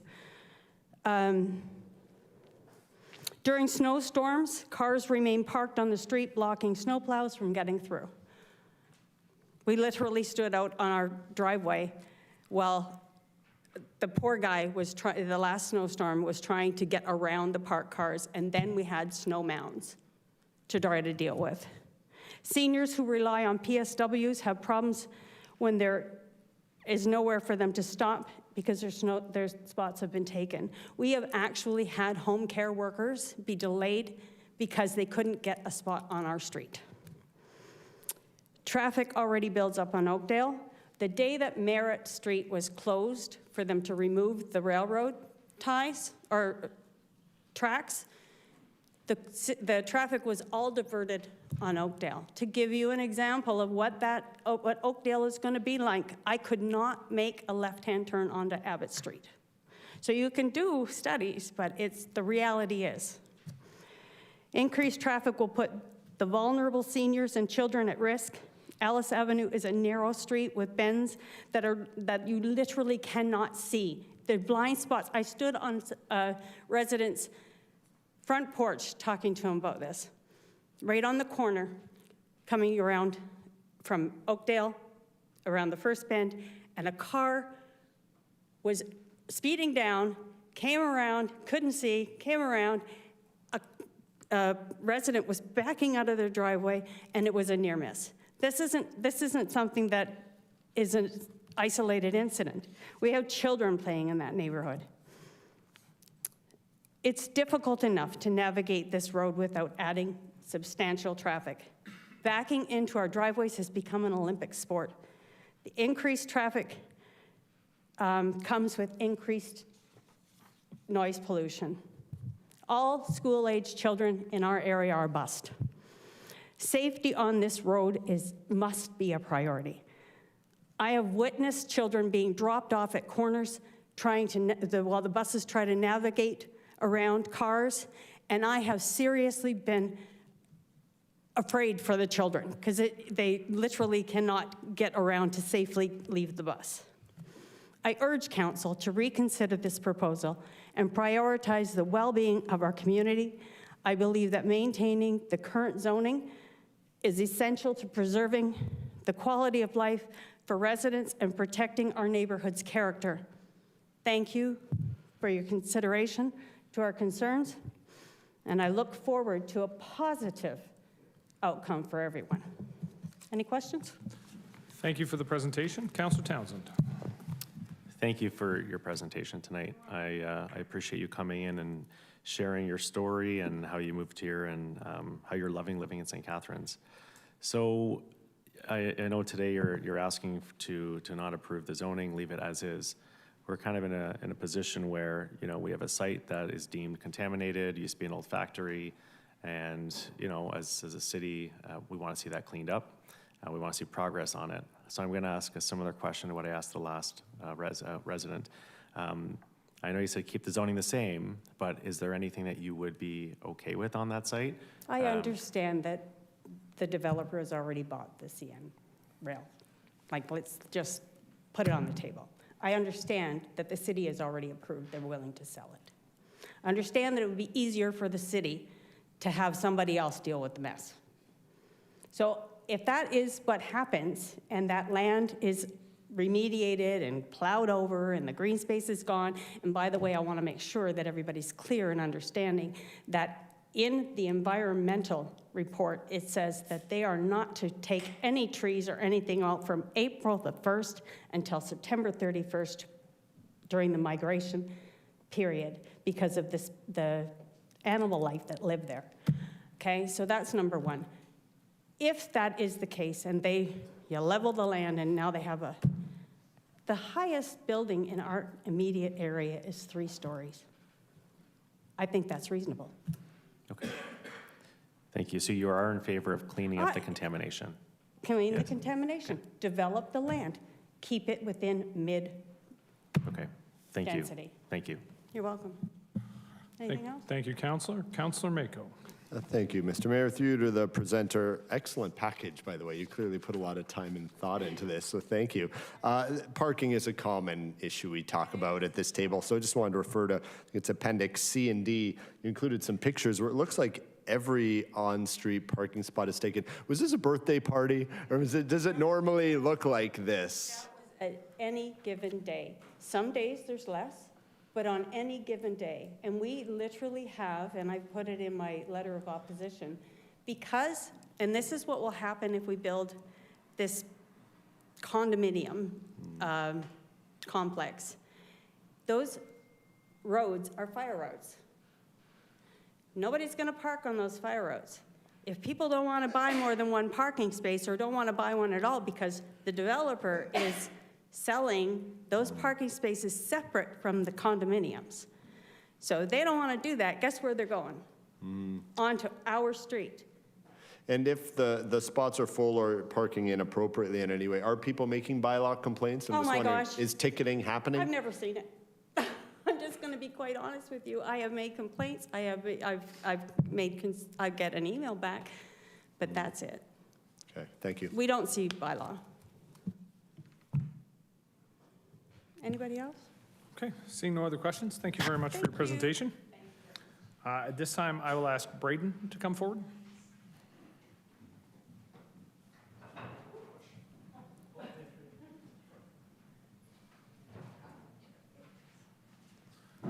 And the lectern is yours. Good evening, Mayor and members of the council and city staff. Go Badgers, I thought I would represent today, and the incredible women that we recognized today as well earlier in the meeting. My name is Braden, and I appreciate the opportunity to speak this evening regarding the proposed development at 40A Ellis. As a homeowner of Noah Common, I want to begin by saying that I'm not opposed to development, or the growth in our city of St. Catharines. St. Catharines is growing, and thoughtful development is necessary to support that growth. We have high-density areas already. However, as our city planner has mentioned earlier in her presentation, development also needs to be appropriate for its context. It needs to respect existing neighborhoods, consider infrastructure capacity, and maintain qualities that make our communities desirable places to live and raise a family. In this case, I have significant concerns about how that proposal fits within the surrounding area. The scale and intensity of the development appears to represent a substantial change from the character of the existing neighborhood and the Meriton community. I invite all of you to come visit us, come visit me. Let's share a coffee in our community. The surrounding area, you'll notice, is largely made up of families and parks and developments that exceed no more than 3 stories.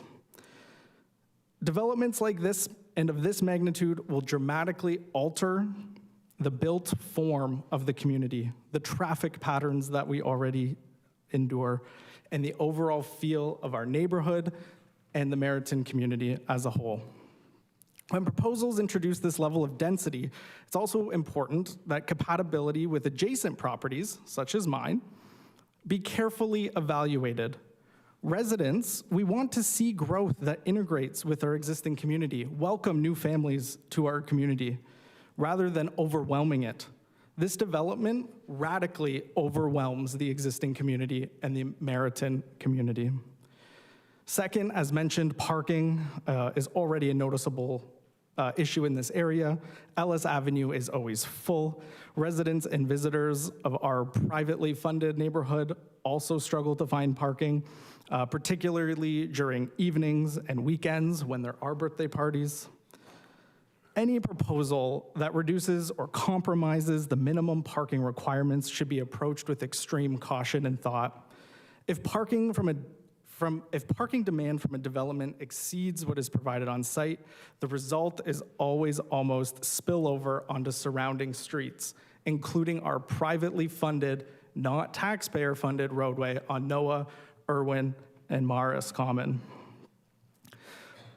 Thirdly, many residents, including myself, have already experienced the impacts of construction activity from the nearby Daz development of the 3-story stacked homes, the same developer that will be developing this property. Unfortunately, what we have observed so far has raised serious concerns. There have been daily incidences of the contractor vehicles trespassing on my property, trespassing on our private roadways because cars are not allowed to park on it, trespassing on roads that we have to privately fund to repair. Damage to our property, our stop sign hit by a 18-wheeler on our small residential private road. Dust and debris constantly infiltrating our homes, and work hours, as already mentioned, starting at an illegal time of 6 a.m., idling outside our homes on our private lawn, waiting to get into the gates of the Daz property. These kind of issues may seem minor individually or to those that don't experience them every day, but over a course of a long construction project, they significantly affect our quality of life and our quality of the community that we live in. Understandably, this makes me and my community members concerned about how this large development in this immediate area will be managed, or should I say lack of management. Finally, I would like to speak about the importance of the green space and natural areas within our city and the city of St. Catharines. Like many growing municipalities, it's experiencing pressure on its remaining parkland. We're adding new residents, but not building new parks, and the presentation was unable to identify where the new park will be built. These spaces are not just aesthetic features, they provide environmental benefits, recreational opportunities, such as the rail trail, with the overall livability of our community increased. When development proposals involve the loss or reduction of natural areas, it is important that the long-term value of those spaces be carefully weighed against the short-term benefits of increased development. Ultimately, what residents want to see is a development that is balanced, respectful of the surrounding community, and consistent with long-term planning vision for the city. not 3 out-of-place and disjointed high-rises. At the moment, many of us feel that these proposals raise more questions than answers, and I'll encourage council to take the time to carefully consider the impacts on neighborhood compatibility, parking availability, construction management, and the protection of green space before allowing this project to move forward. The space is not compatible with surrounding communities. I respectfully disagree with the city's planner's comments tonight about the development being compatible and the area around the development being mostly vacant. That is not true. We are residents. Our homes are not mostly vacant. I can say with certainty this development is wholeheartedly not compatible with the surrounding areas and should be rejected. I also find it extraordinarily disheartening that the 3D renderings you saw tonight presented by DAS deliberately fail and omit to show the existing residential area that they will be placed in. Thank you for your time and considering the perspective of the residents who actually live in this area, who live in non-vacant land and are choosing to oppose this development. Thank you. Thank you for your presentation. Councillor Lindell. Thank you, Braden, for your presentation. I appreciate it. I have a couple of questions that maybe you can clarify, because I understand what you're saying, but I don't know if council does. You said that your neighborhood is privately funded. That's Noah Commons and Irwin Commons. Can you explain that? So we're the Niagara North Common Elements Condominium Corporation number 330. We have our own reserve fund. We contribute to our own reserve fund. Our roadways are completely private. That is Noah Common, Irwin Common, and Morris Common. We have never permitted DAS to enter our property, and they enter our property on a daily basis. We, as the homeowners, have to pay for all of the repairs on the road. Having these heavy trucks drive on our road that was never meant for heavy trucks puts an increased cost on us as residents to replace the road, to refurbish the road, to contribute our condo fees for the reserve fund that has now accelerated its depreciation of the road. We also maintain our own water supply to each resident, as well as our own stormwater management. So if anything happens, it is not the city's responsibility, it is our responsibility as residents. And having this increased cost and potential trespassers on our property increase our risk as well. Our last presenter said something about if they don't buy the parking space from the condo corporation, they'll be parking on the road. How does that affect your private area of Noah Commons, Irwin Commons? Correct. So this is what we see. The private roads are all designated fire lanes. They're all about 6 meters wide, which is the minimum requirement for a fire lane. So we have no on-street parking on Noah, Irwin, or Morris, clearly signed as fire routes. However, with Ellis Avenue being congested with cars parked on both sides, a lot of commuters coming that way tend to trespass on our roads as a cut because we have no cars parked on our roads. That was your question? No, I'm wondering if they have nowhere else to park on Ellis or Abbott, they're probably going to migrate to your streets. So how are you guys going to handle that? Yes, correct. So we have 5 visitor parking spots on ours that are for visitors only, but if they do start migrating onto our spots, which we have had in the past, we do call city bylaw, and unfortunately, by the time city bylaw does show up, usually the car has moved. We have seen tickets issued by city bylaw for parking on in a fire lane. We have explored the opportunity to tow cars, but there is a risk to the corporation if we tow a car privately that we're responsible for that tow bill if the owner of the vehicle chooses to challenge why they were towed from our property. Okay, thank you, Braden. All right, seeing no other councilors, thank you very much for your presentation. Thank you. And our final speaker today, I'd call upon Nancy.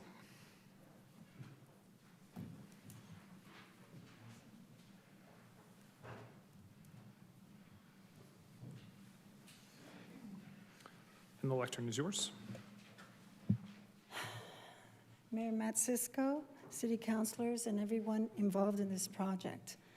Good evening, my name is Nancy Steck. I am a resident in Meriton Commons, located on Noah Common, that is directly along and literally in our backyards of the proposed rezoning of 40A Ellis Avenue from mid-density to high-density residential living.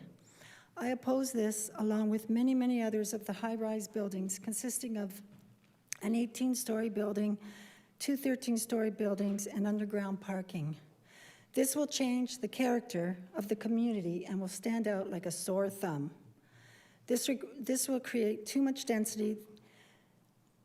What means will be taken to ensure the safety, noise, dust, and air quality impacting our community? How many years will this have to be endured? We are already dealing with construction adjacent to this for almost 4 years.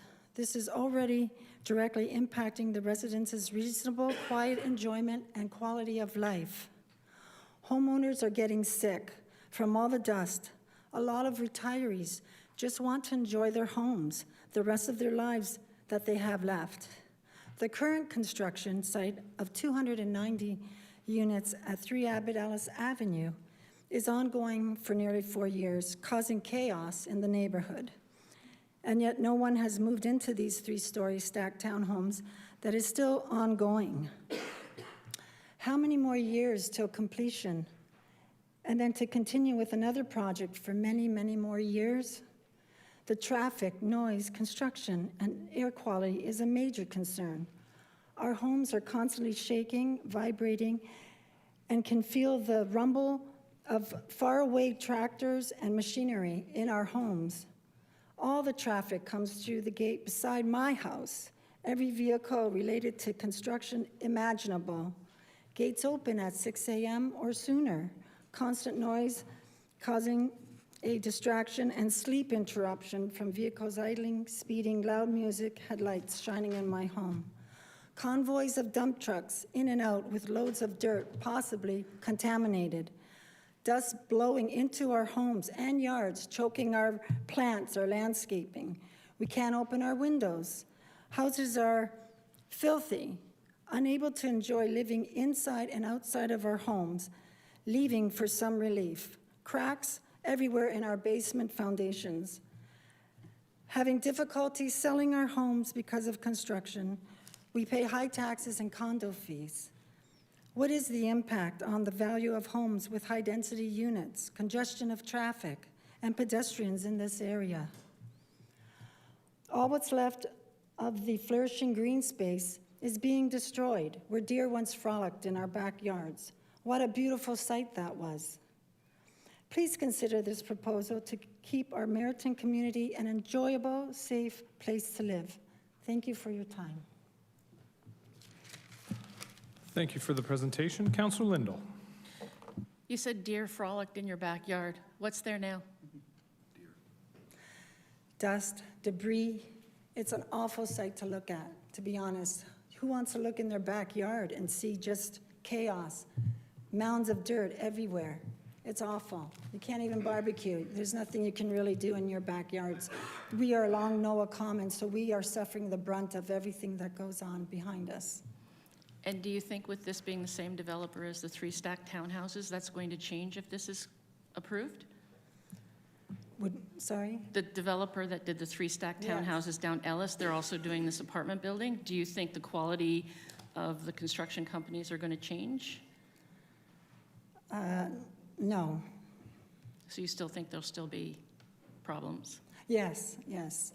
We're going to feel everything, from digging, from building, removing how many truckloads of all that contaminated dirt that's piled up at the in behind Shoppers Drug Mart there.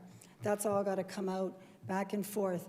How is this going to affect our health is my concern. Our health in the whole community, the dust coming into our homes.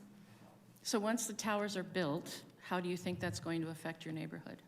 Oh, it's just going to cause more problems with traffic, pedestrians in the area, crime perhaps. Is there crime in your neighborhood now? Oh, yes, there is. Mm-hmm. Okay, thank you. Thank you. All right, seeing no other questions, thank you for the presentation. At this time, can I have a motion to close the public meeting? Councillor Dodge, Councillor Miller, all those in favor?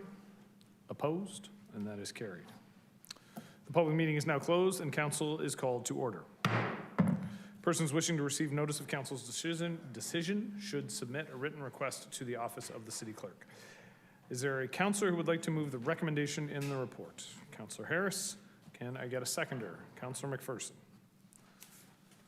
So, at this time, any councillors who wish to speak to the motion or ask questions of staff, now is the moment.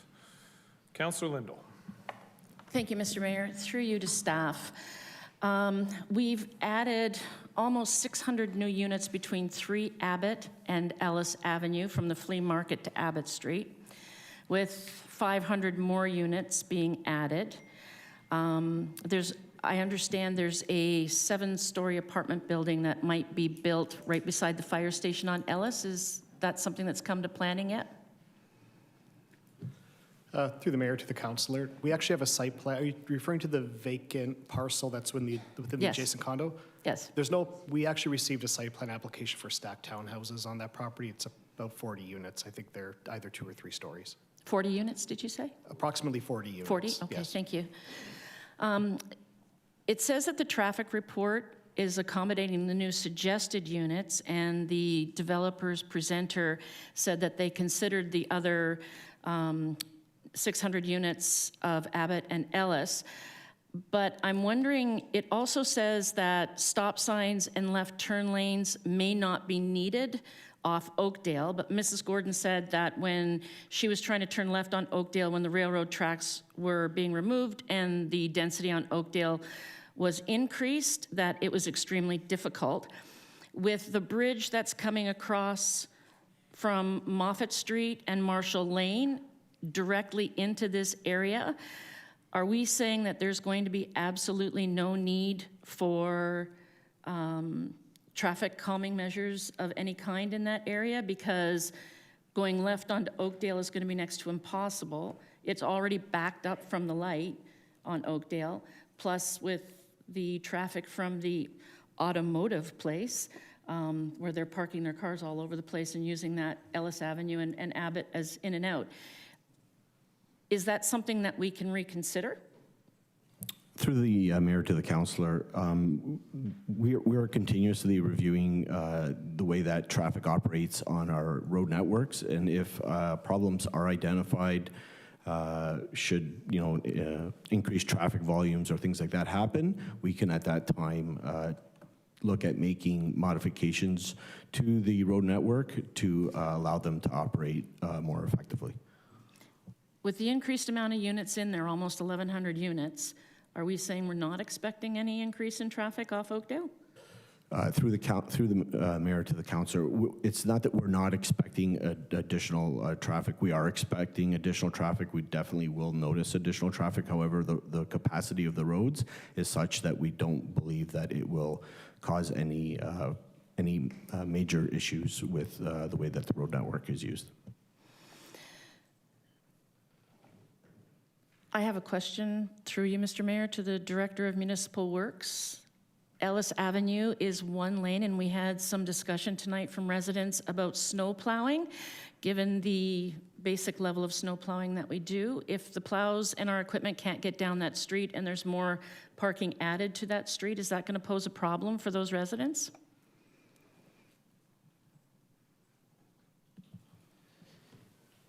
Through you, Mr. Mayor, yeah, we did experience this winter where when cars were parked on the road, it presented a challenge for our equipment to get down particularly narrow streets. We heard the anecdotal evidence that's consistent with some of what we've seen. We did tow cars this winter in order to achieve our goal of plowing the streets. So yeah, that what we heard today is certainly plausible. Through you, Mr. Mayor, to planning. How did this woodland area get degenerated and fragmented? Through the mayor to the councillor. I will also preface this with the fact that I am not an ecologist, but from my understanding, best guess. This is based on the images shown by the planner for the applicant. This was not initially a natural feature, so it's not that the trees on this site were at some point a healthy woodland It's that they were sort of an invasive species that cropped up since those uses that used to be on the property shut down and the site went vacant. So it's actually never become a healthy woodland. It's not that it degenerated over time, simply that it didn't used to be there several decades ago, and it has not achieved sort of healthy woodland status. The nature of it is such that it's not classified as, like I said, an other woodland or some other sort of woodland. What endangered species were identified on the site? Through the mayor to the councillor, as the planner for the applicant mentioned, they are bat species. I don't have the exact types of bats off the top of my head, but there were a couple of bat species that are endangered that are classified as species at risk that were noted on the site during the study, the environmental impact study surveys that were undertaken. And if the woodland area is transported to somewhere else or rebuilt somewhere else, are they going to migrate the bats to that area as well, or are we just hoping they'll figure it out? Through the mayor to the councillor, bats don't tend to occupy these areas consistently through the year. They are at different times of the year. So if this woodland was removed, it would have to be removed at a time when these species that occupy it are not there. That would be achieved partly through the woodland enhancement plan. There would be a timing requirement associated with the species. So yes, the idea would be that if the bats returned during the time that the woodland is gone, there are trees on the opposite side of the railway. They wouldn't have a challenge finding a spot to roost as long as this didn't come down while they were in it. And they were asking for a rezoning or for a holding provision to be removed. Is this going to be a problem if we remove the trees with the endangered species of the bats? Through the mayor, the holding provision that staff recommends, we continue to recommend. We think it's important that that woodland stay there until a woodland enhancement plan has been implemented, and that woodland exists elsewhere before these trees come down. But if they did come down at a time when they should not for species at risk, the enforcement for that kind of infraction is the jurisdiction of the province, the Ministry of Environment. Okay, thank you. I'm not going to be in favor of this development. We heard a lot from residents who have been living in this area for 4 years of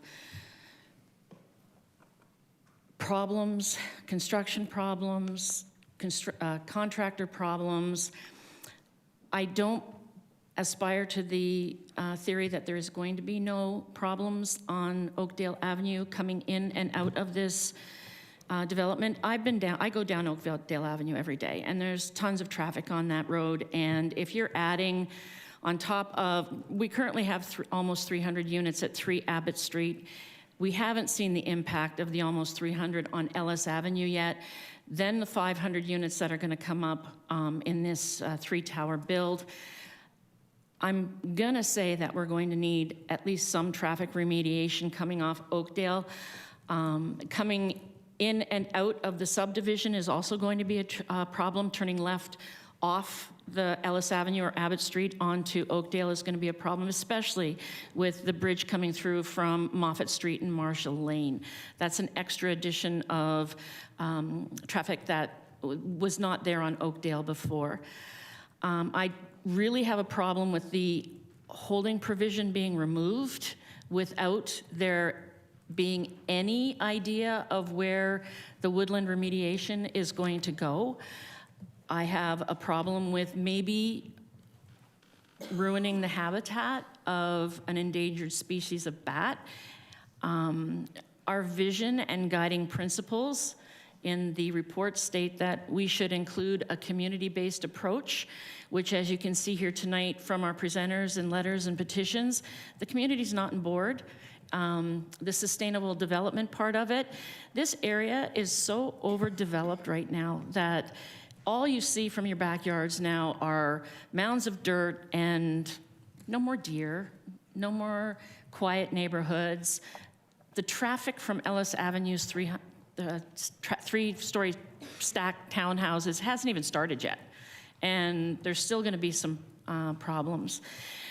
We don't need any more unaffordable condos. We need sustainable, affordable housing. As Braden said, We need development that is not overwhelming to a neighborhood.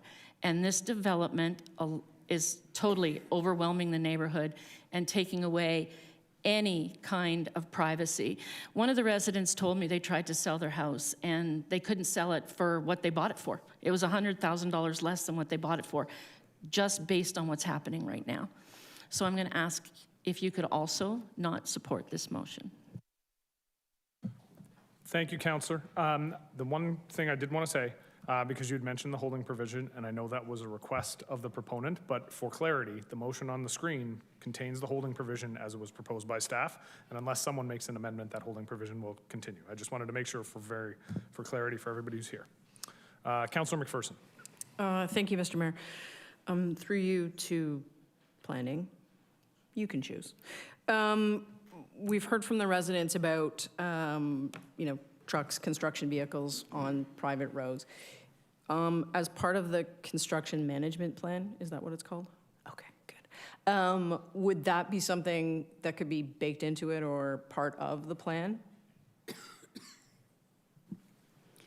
Through the mayor to the councillor, yes, staff are working on a construction management plan to be implemented through the site plan process moving forward on most developments in the city. And on-site staging, construction staging, and contractor parking is one of the key focus areas for that. Okay, thank you. I guess this, I'm not sure who this would go to, but I mean, there's been a lot of talk about traffic and parking, but I think we have some highly developed areas that, and I'm thinking of the Towering Heights project and Towering Heights area, that there's a lot of apartments, condos there. What's the experience with traffic there? I mean, I kind of go along Glenmorris frequently to go to the Sobeys in Meriton. But I think it's kind of would be roughly the same kind of numbers we're talking about in this area, or possibly even more. What's the experience with traffic in that area? Through the mayor to the councillor, I can speak generally about the parking ratios we're seeing on some of those other apartment sites, and then I can certainly hand it over to our friends in transportation if they have other commentary. But acknowledging I hopped on the mic first. Most of what we see, and at least experientially, vehicle ownership rates in apartment buildings do tend to be lower than vehicle ownership rates in single, semi, townhouse dwellings.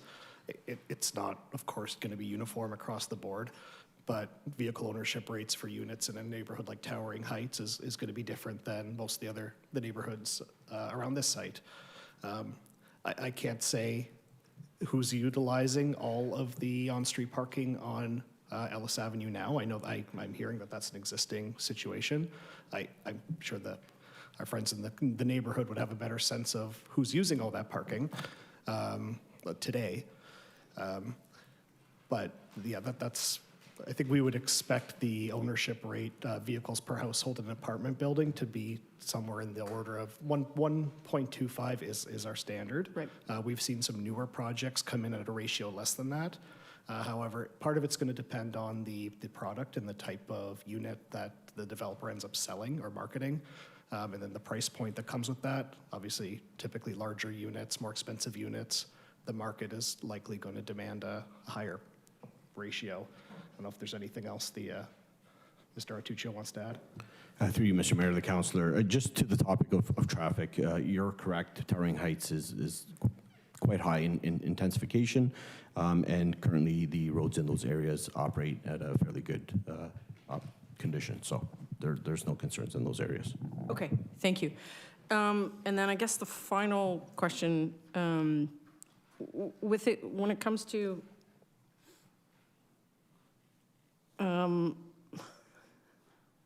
thank you. When it comes to Ellis Avenue, is there any consideration of implementing parking permits? And I'm asking because in the downtown core, we have parking permits on lots of our streets so that we have, a better control, I guess, of who's parking there long term. Is that something that would be considered in that area? And I don't know how it would have work with the private roads or the condo roads. Through the mayor to the councillor, on-street parking permits are currently mandated or administered by the FMS team, and I'm not sure if we have a representative here tonight. Oh, look, he's emerging from the back.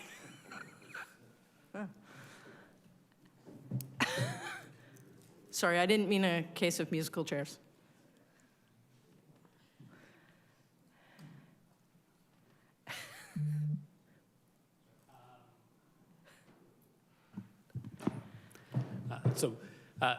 Through the mayor, we would have to look at the requirements and everything that would be needed in order to implement on-street permits in an area such as this.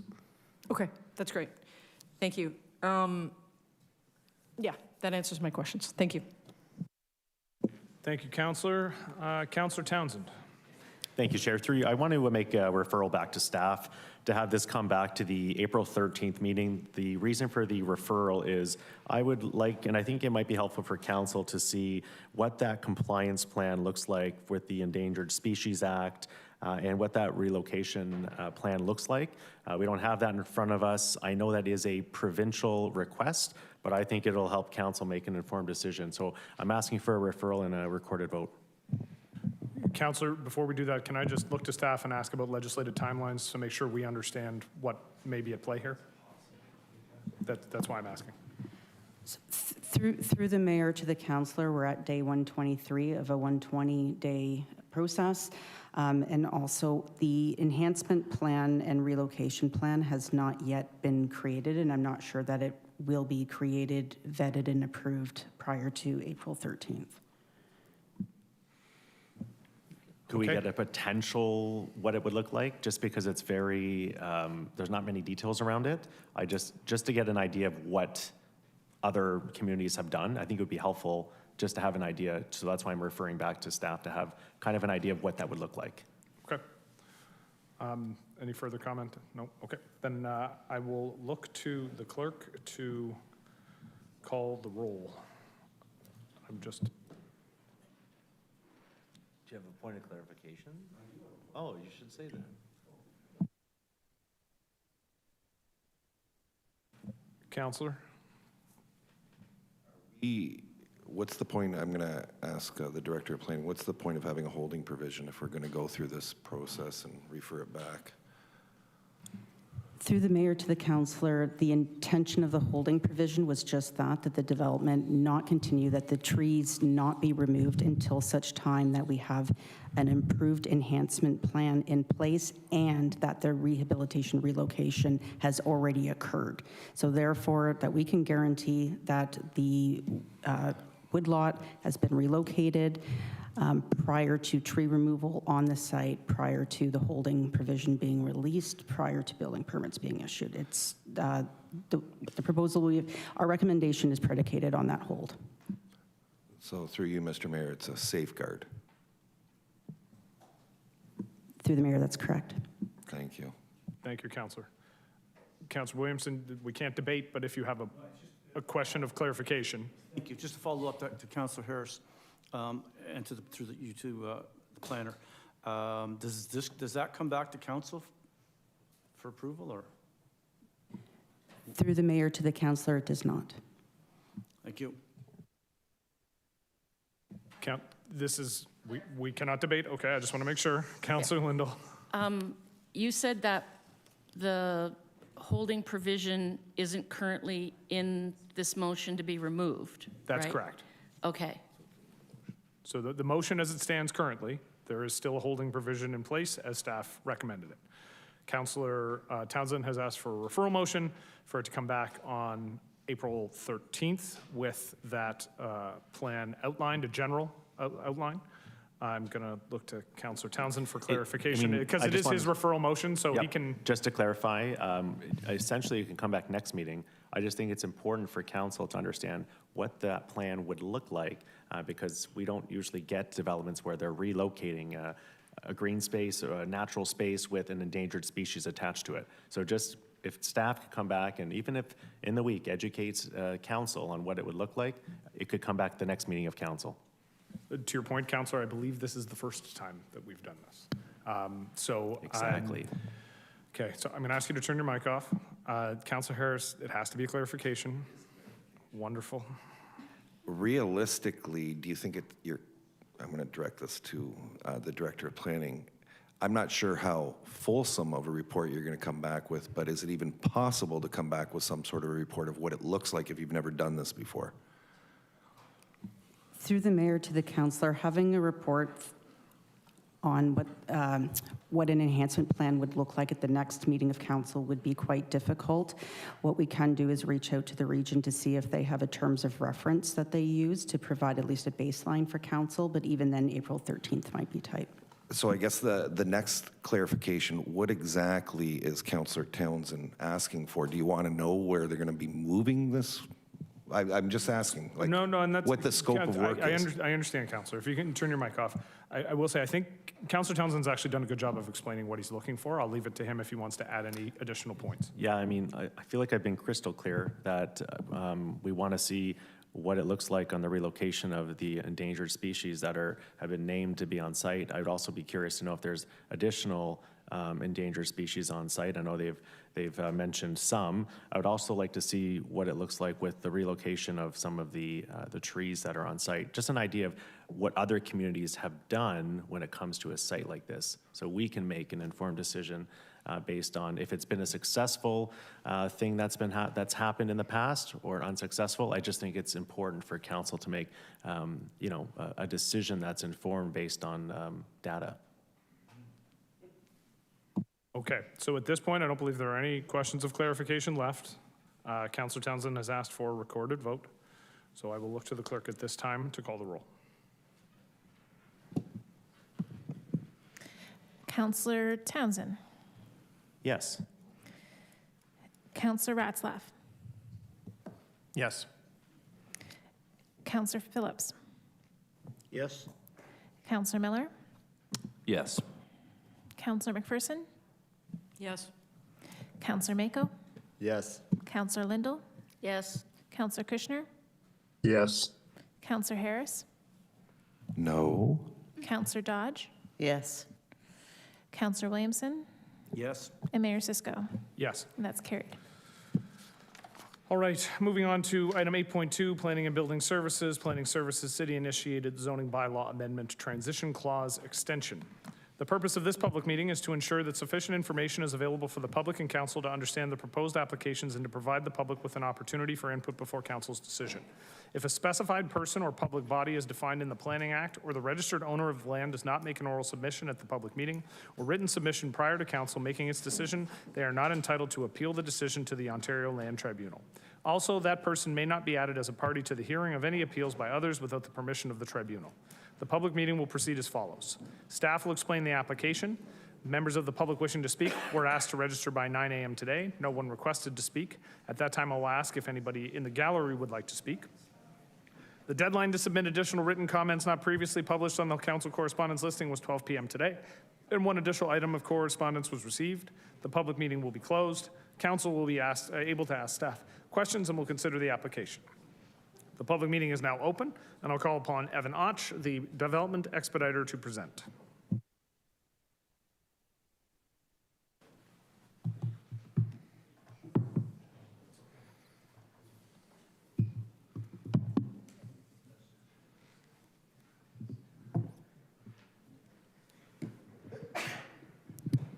Good evening, Mayor Sisko, councilors, staff, and members of the public. I'm Evan Och, Development Expediter with the City of St. Catharines.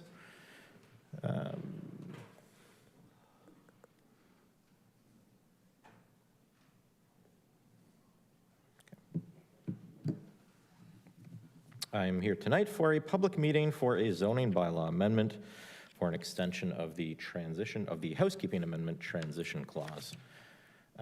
Staff initiated this amendment to provide regulatory relief for planning applications nearing the end of approvals, but unable to secure building permits before the April 8th, 2026 transition clause deadline. Important to note, this zoning bylaw amendment applies citywide. How we got here. So in April 2024, City Council adopted the housekeeping amendment to the zoning bylaw.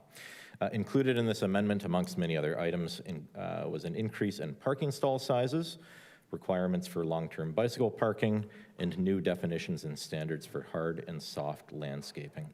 As part of that amendment, there was a transition clause included that allowed qualifying applications then in the approvals process to continue using the former zoning bylaw provisions, generally smaller parking stall sizes, for instance, and this transition period is set to end on April 8th, 2026. And any building permits that have not been pulled for those qualifying applications will mean that those applications will no longer qualify for the transition clause. The problem here is that staff have identified 54 proposed developments in various stages of site plan approval that are not likely to meet the transition clause deadline. There's a variety of issues, and I should state that staff did share this list with council on Friday. I apologize for the late send out, and we can share this list with any members of the public that are interested.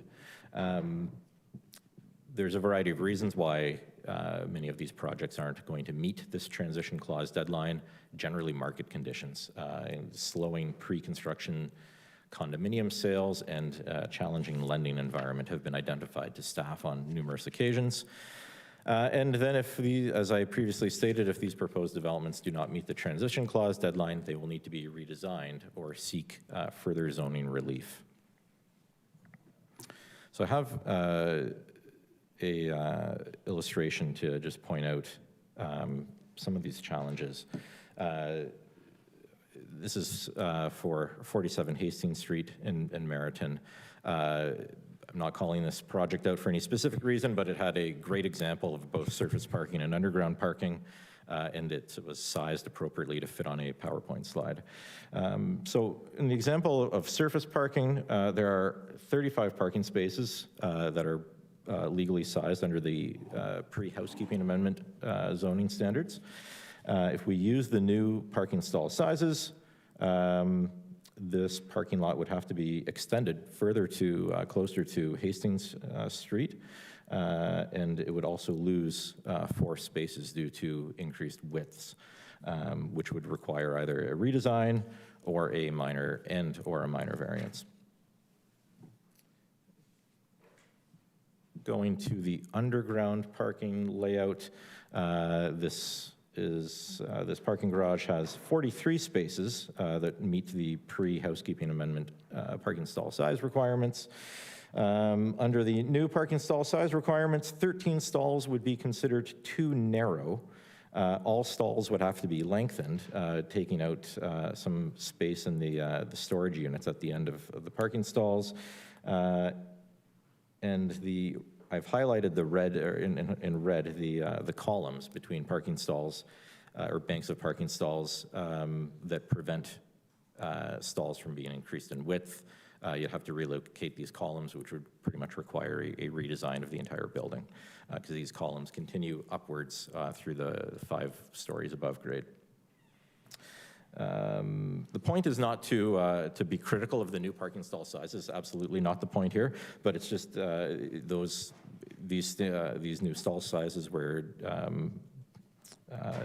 evidence-based in how staff informed council of that recommendation, but rather we are just highlighting the challenge of the lapsing transition clause and demonstrating a real impact on a otherwise viable development proposal. So the solution as recommended by staff is that we extend the transition clause for the housekeeping amendment for eligible projects that are in the approvals process right now but have not yet secured building permits. This proposed transition extension would be for 3 years, lapsing on April 8th, 2029. And this would apply to applications that have either a registered site plan agreement, a registered development agreement, or conditional site plan approval.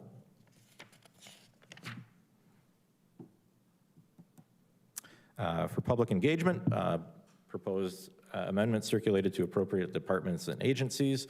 Notice of public meeting appeared in the Standard on February 17th, 2026, and courtesy notices were sent to selected planning consultants and architects that we deal with regularly that largely are attached to the proposals on that list of affected developments, as well as the Niagara Home Builders Association. And one written comment was received, which was supportive of staff's recommendation.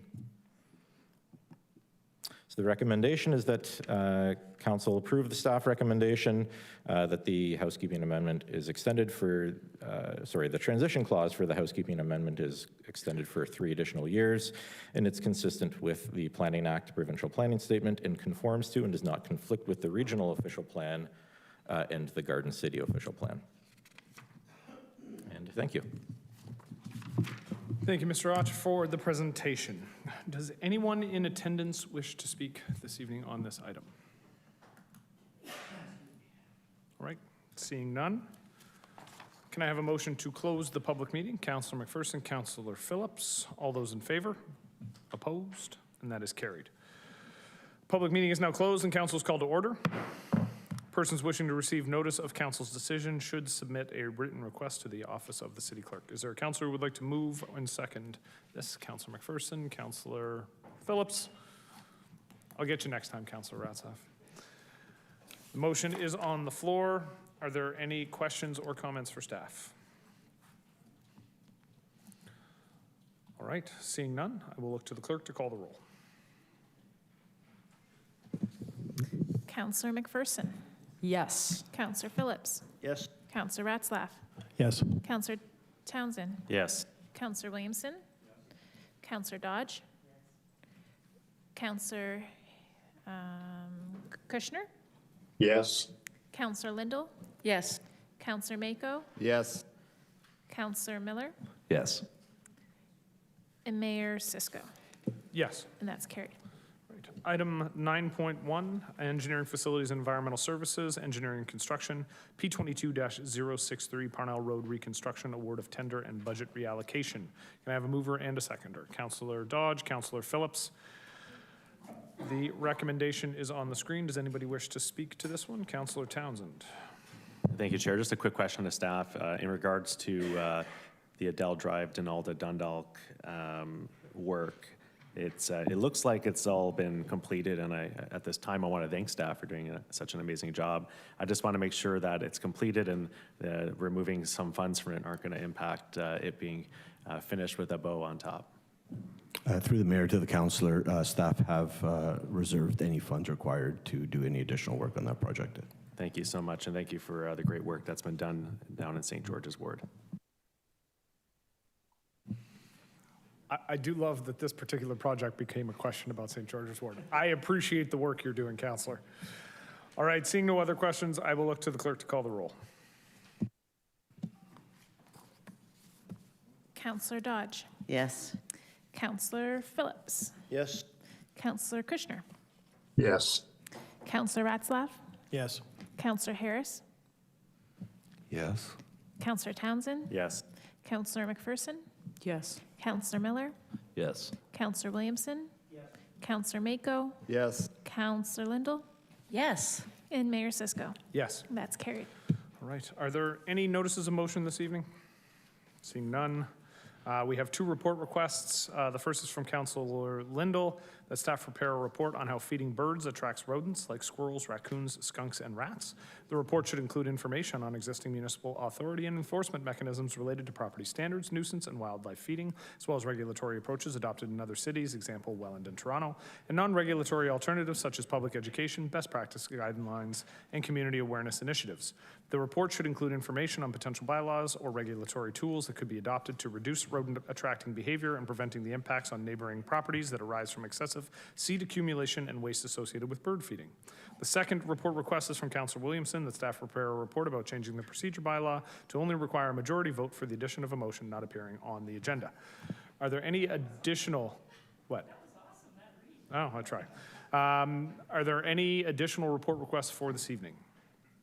All right, seeing none, all those in favor? Oppose? Councilor Williamson? Yeah, you snuck in. I can catch it on the correspondence, it's fine. Okay. Committees and task force minutes, can I have a mover and a seconder to file those? Councilor Phillips, Councilor McPherson, all those in favor? Opposed? That's carried. We have closed session. We have a couple of time-sensitive items, and so I will look to the clerk to read the reasons for closed session. Sorry, point of order. Why aren't we discussing the motions before closed session? So at the beginning of the meeting, when we had added it, I indicated we had to put it after the closed session because we have to get through. Some of these are time-sensitive and have to be done. And as we approach 9 o'clock, if council wants to make a motion to shuffle the deck, we can do that, but we have to get through these 4 items. I'll make that motion too, because I know we have delegations. Okay. So then we've got a mover and a seconder to readjust the agenda. We need 2/3? Just a majority? All right. All those in favor? Opposed? Aye. That was an aye. I heard that. All right, Yes. then we will move to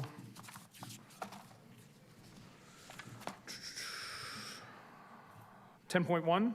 Moving the motion, I have Councillor Lindell. Seconding the motion, I have Councillor Harris. At this time, we have 3 speakers, 3 delegates to speak. So before we deal with the motion, who do we have first? So our first speaker will be Vicki Lynn Smith.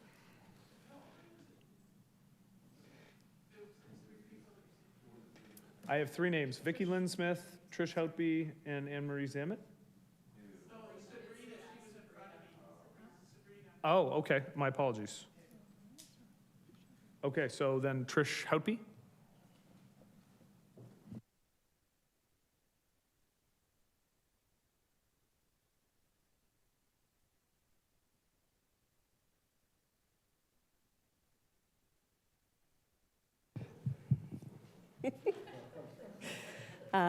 Hello, I am Trish Houtby, and I have lived in St. Catharines for over 20 years. I spoke last week against amalgamation.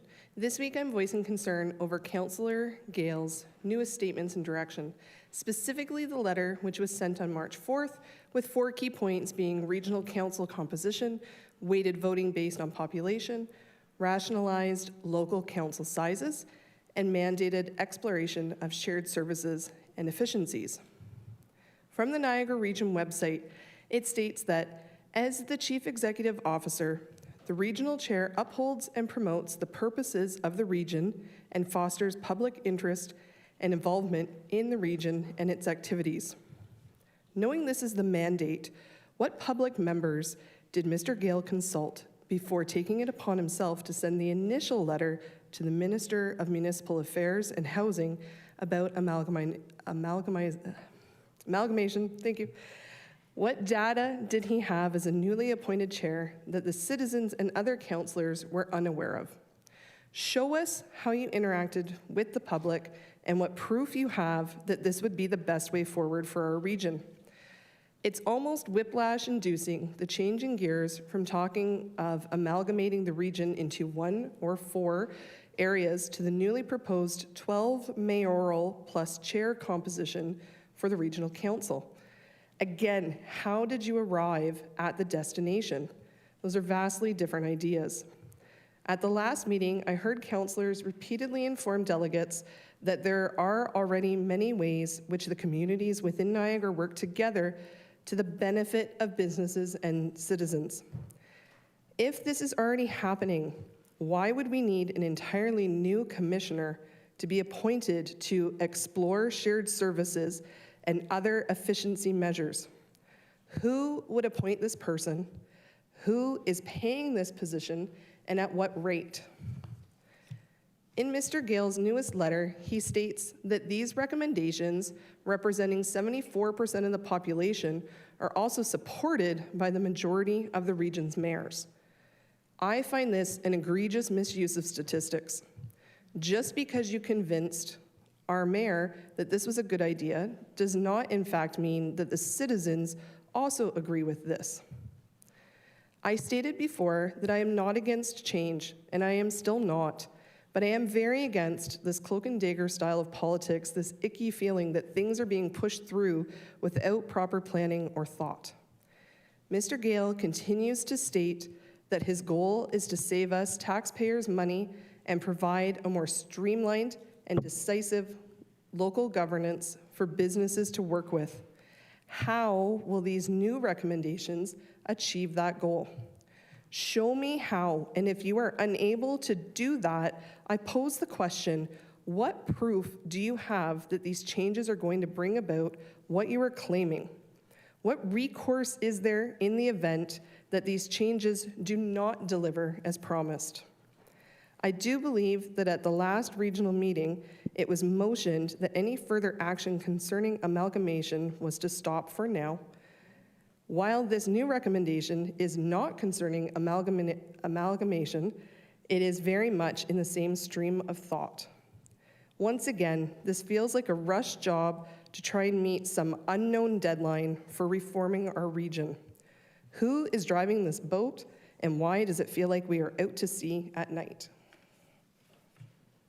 See, under 5. I gotcha. Thank you very much, Ms. Hope. Councillor Harris. Through you, Mr. Mayor, to the presenter, did you get a chance to read over the motion that is coming up tonight? I thought I did. Okay, yes. perfect. Do you agree with what we're trying to put through? Yeah. Yes, yes. Yes. Okay, good job. Thank you. That's all. Yep. Thank you, Councillor Harris. Seeing no other questions, thank you very much for your presentation.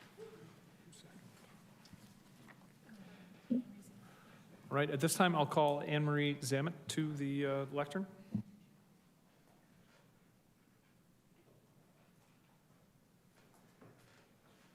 Ms. Zamet, the lectern's yours. Thank you. Good evening, Council, Mayor, and citizens. I rise to speak in support of this motion. Here we are again, in wake of Bob Gale sending a letter to Minister Flack on March the 4th after having been directed by Regional Council to no longer communicate or engage with the ministry or the province. His letter outlined his recommendation to eliminate elected regional councillors, making it a mayor's-only tier of governance, and to further reduce the number of councillors at other lower-tier municipalities. There are several undeniable facts in all of this that Gale and his supporters, real or imagined, have conveniently ignored. Fact, no one has presented what the actual problem is. Thank you. Sure, everybody grumbles about high taxes and inefficiencies, but grumblings cannot be used to reverse engineer a problem. Data, statistics, public input, and facts are what build the case. We have yet to see any of that anywhere. Fact, the bulk of the regional budget is for policing services. You can cut out all the councillors, but the police budget isn't going anywhere. In fact, it has increased 30% over the last 3 years because of all of the additional requirements the province has downloaded to municipalities for equipment and training.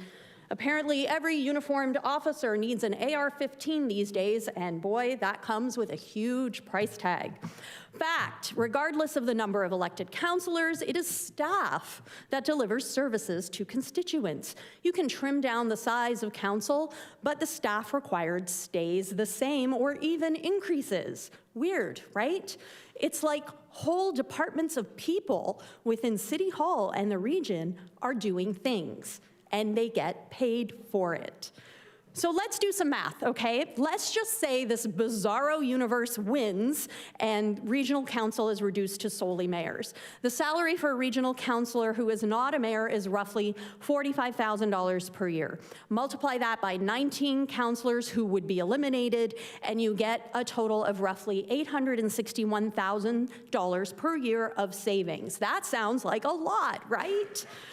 Well, St. Catharines has 6 councillors at the regional table at a total cost of roughly $272,000. Divide that by the number of residents in St. Catharines, and you end up with $1.98 for every person in St. Catharines. Is losing democratically elected voices at the region worth the $2 extra to go back into your pocket? I would really hope the answer would be no. Gale's letter claims he's got the support of 74% of Niagara's population for this proposed streamlining, because apparently some mayors, including the one sitting behind me, support him.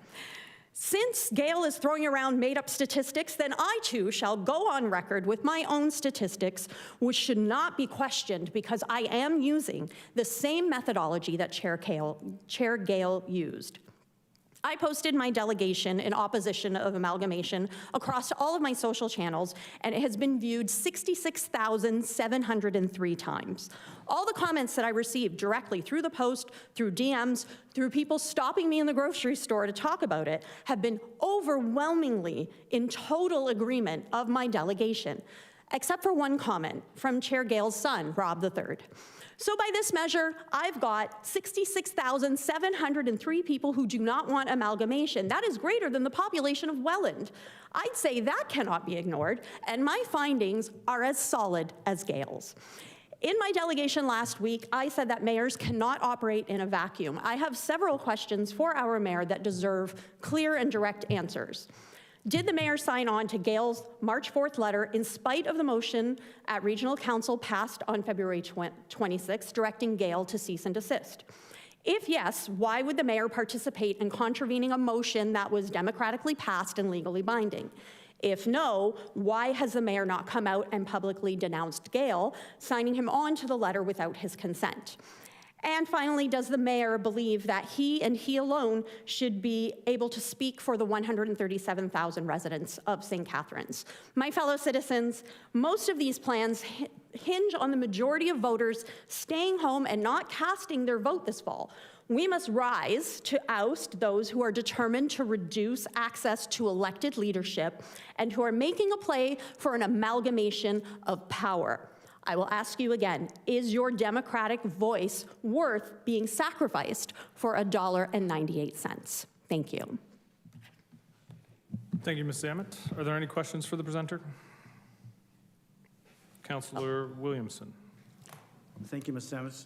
You said that you have received 666,732 responses to your on your socials, and you're suggesting that they're all in favor of not moving forward with this rush plan on governance reform? Through the mayor to the councillor, I've received 66,703 views of my delegation, and all of the comments that have come in have been supporting my position on amalgamation, which is to not amalgamate and not sacrifice or consolidate power. And you mentioned Welland. You're aware that that is 50% of the population of St. Catharines in those numbers? The total, I mean, not just the voters, the total population of St. Catharines. Right. So I'm drawing the parallel between the number of people who have viewed my video to the population of Welland. Thank you very much. Thank you. Councillor Townsend. Thank you, Chair. Thank you for your presentation tonight. Certainly been a hot topic within Niagara. Some of the comments you have maybe received back, do they comment on anything to do with pay increases for mayors or the control that potentially two mayors could control the entire regional council under the new pie in the sky idea that was put forward to, I guess, on behalf of the chair? Through the chair to the councillor, the comments that I've received are mostly, what the heck? How can this happen? We can't let this happen. Why is this happening? Where is this coming from? And AMZ for mayor. I've gotten that. Thank you. Which is very kind. All right, seeing no other questions, thank you for the presentation. At this time, I will call Sabrina Hill to present.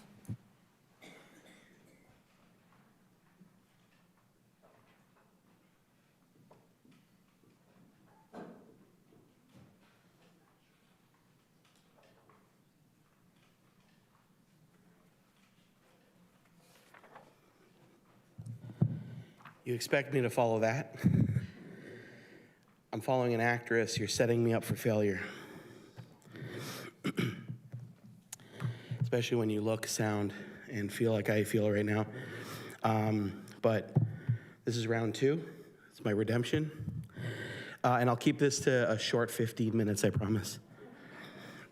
Oh, yeah, I see the timer's already started. I'm in trouble. Good evening, Mayor, councilors, and residents of St. Catharines. My name is Sabrina Hill, and I am here tonight because I am deeply concerned about the push towards municipal amalgamation being championed by Bob Gale and supported by Matt Cisco. We've been told that this conversation is about efficiency, about modernization, about saving money. But after weeks of discussion from residents, experts, researchers, one thing has been made very clear: amalgamation does not save money. And that's not just my opinion.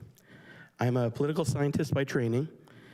I studied under David Siegel, who quite literally wrote the book on Canadian public administration and one of the finest educators at Brock University. In his research on municipal governance, he concluded quite clearly 6 years ago, amalgamations have never resulted in cost savings in government. In fact, I brought that book here with me tonight. In the tradition of Carrot Top, I have props. So if amalgamation doesn't save money, then we need to have an honest conversation and ask one simple question. What problem is this actually meant to solve?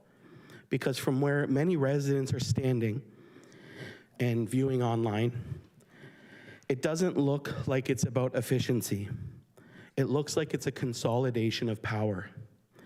And history teaches us that when politicians begin concentrating power, it's almost never done for the benefit of the people sitting in this room. Right now, Niagara has dozens of elected representatives across local and regional councils. That means more voices, more scrutiny, more accountability. Amalgamation changes that. It reduces the number of elected officials and concentrates authority. It makes it easier for fewer people to control the decisions affecting more than 500,000 residents. At the same time, we're seeing democratic spaces shrink. Across Ontario and increasingly across Canada, residents are being are being given less time to speak, fewer opportunities to debate, and stricter limits on what they're even allowed to discuss in public meetings. Accessibility is shrinking, debate is shrinking, public participation is shrinking. And when those things start to shrink, democracy shrinks with them. History is very clear about how it remembers leaders who weaken democratic institutions like this House here.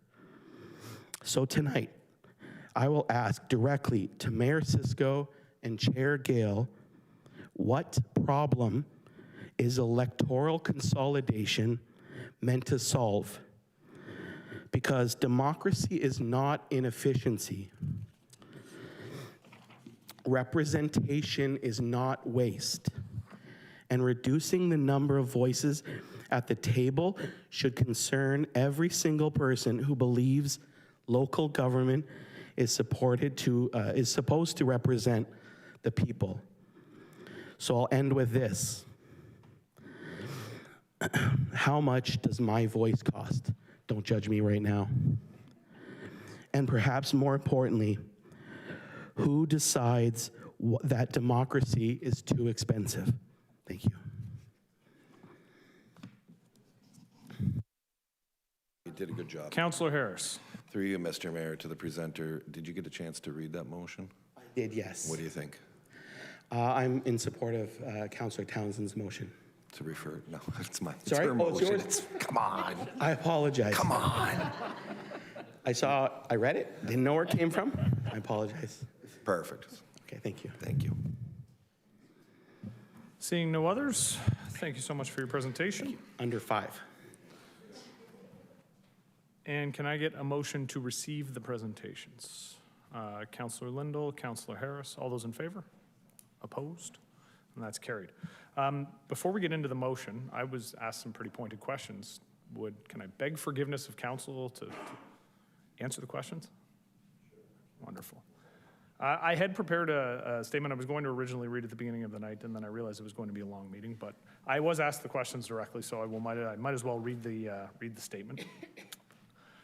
Over the last 4 years, I have had a front row seat to view how the Niagara Region government functions on behalf of the residents of St. Catharines. In that time, I've become increasingly vocal about a need for governance reform. When I've been asked for my opinion, I've been happy to share it, as many councillors have noted. I believe that the regional level of government needs to be heavily reformed.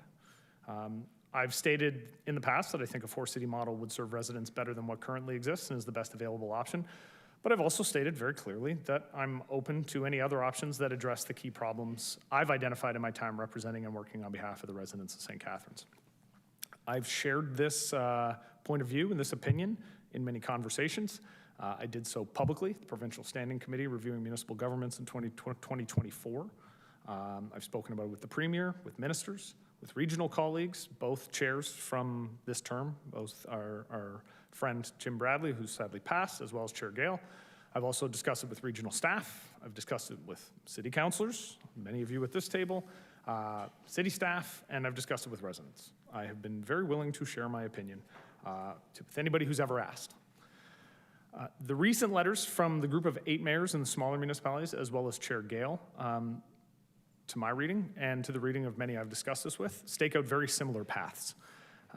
Had I been asked to sign either of these letters, I would have signed both of them, because I think they identify some absolutely vital steps that must be taken to ensure that in this moment where it seems like change is possible, that we don't lose that possibility and let it slip away.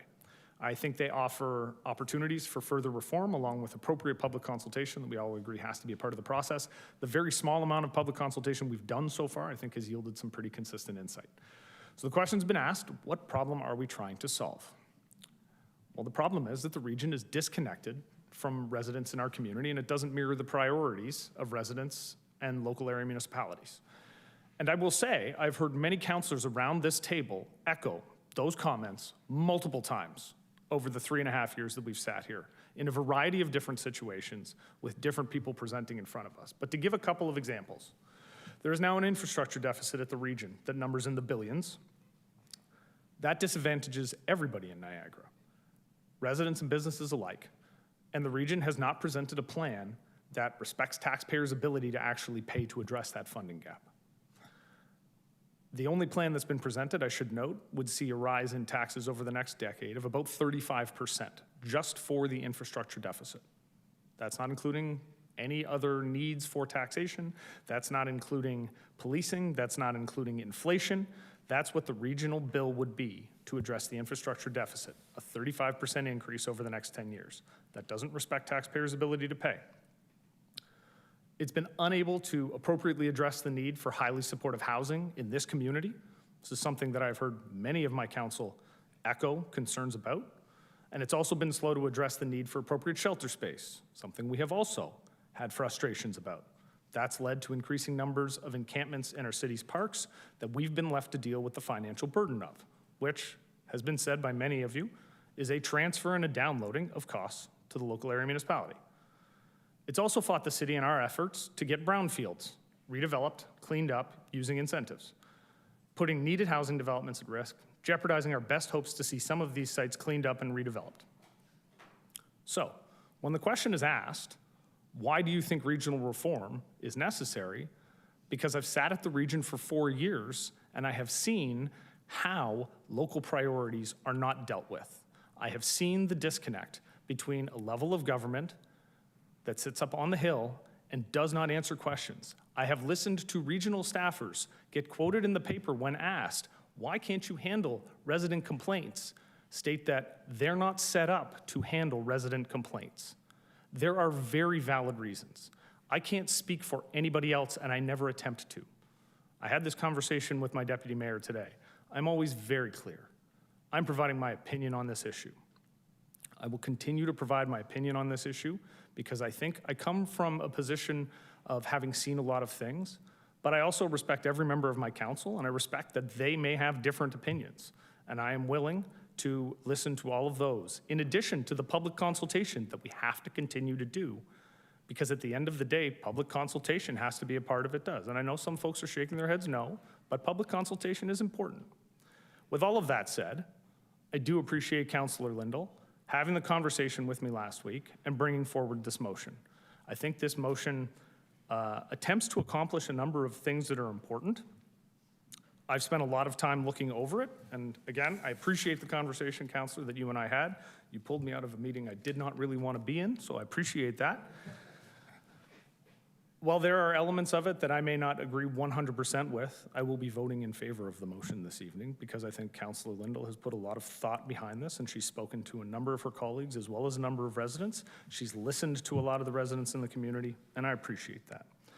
So with that, we have 3 speakers to the motion. I hope I have answered the questions, and I will look to Councillor Townsend first.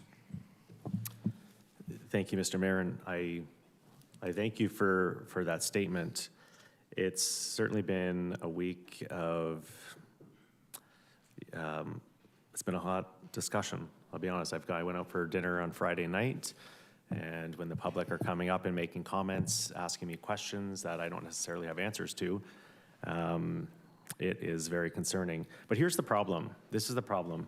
And the problem is that the fact that it seems the public, that you have left out the public, and it looks that way, especially leaving Point out, of order, Councillor. Sorry. I definitely did say the public in public consultation in that comment. Mr. Mayor, thank you.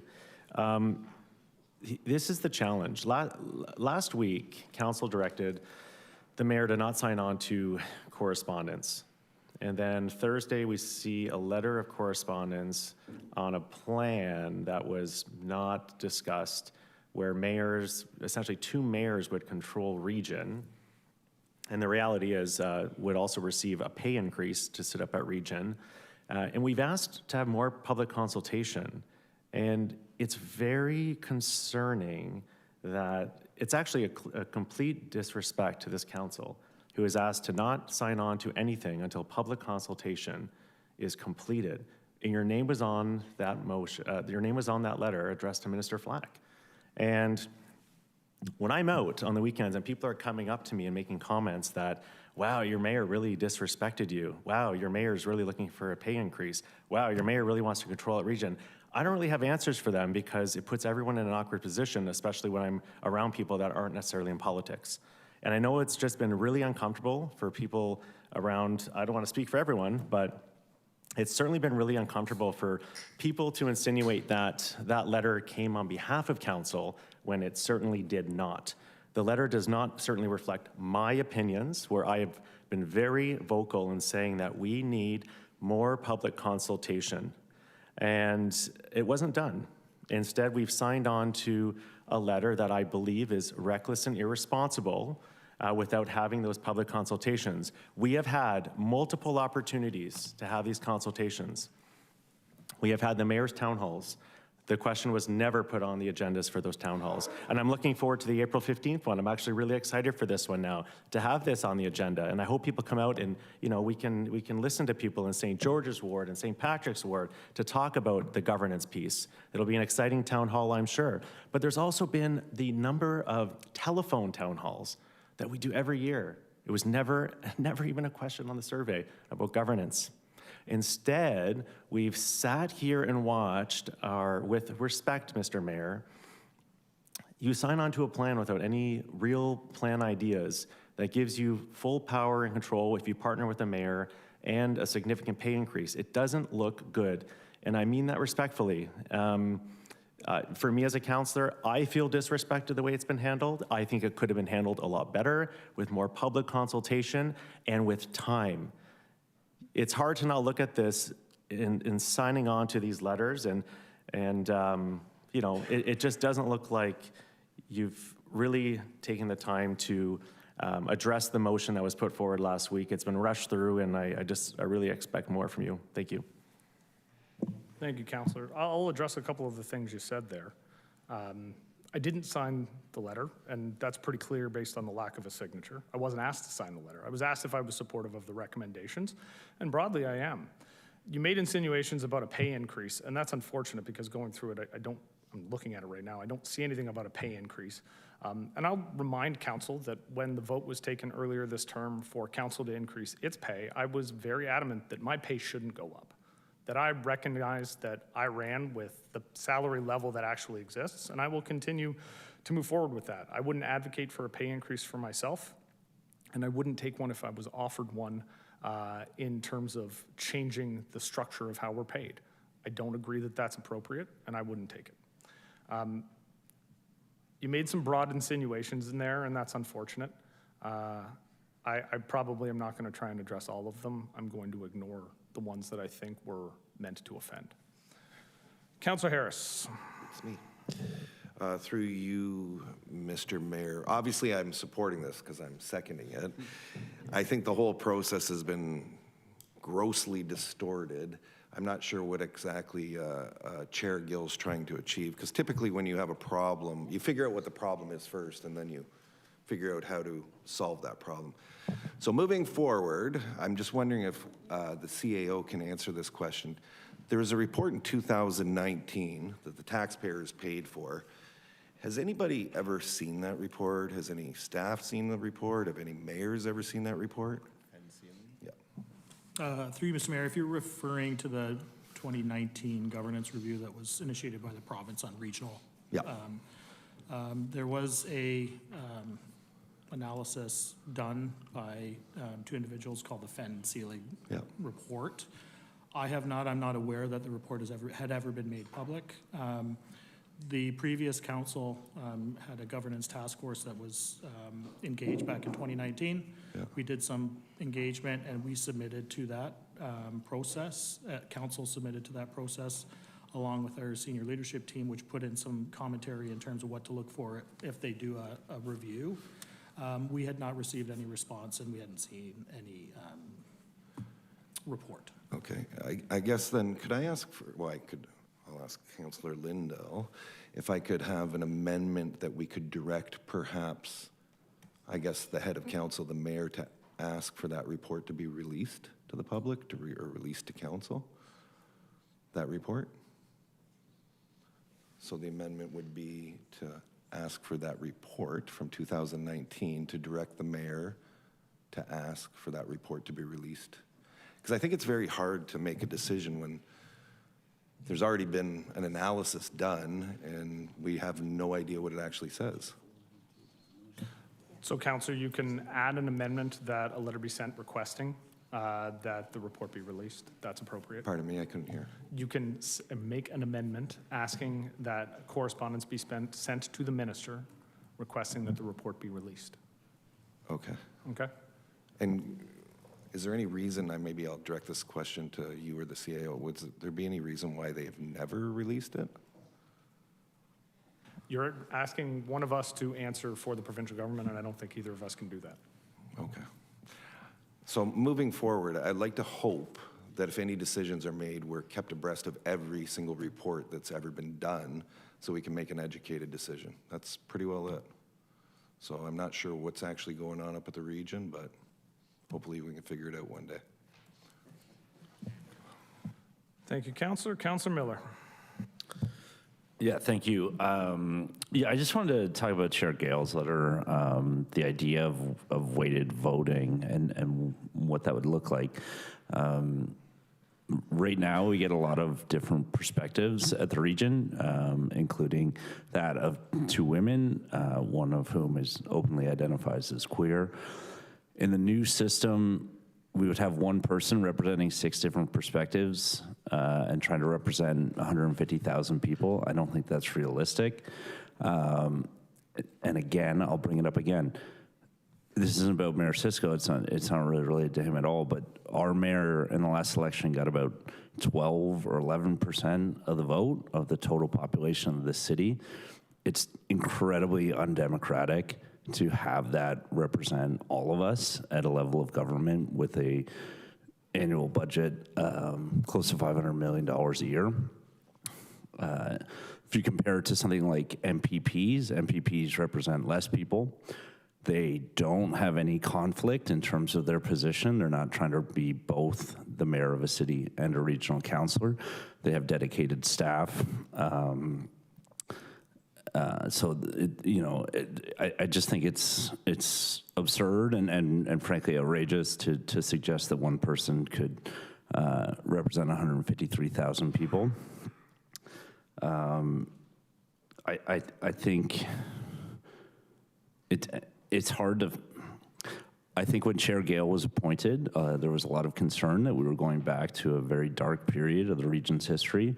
I think the shadiness of what's occurred in the last month tells us that that's exactly what's happening, that there's no real respect for democracy or the people's voice or any transparency, as some of the presenters comically pointed out today.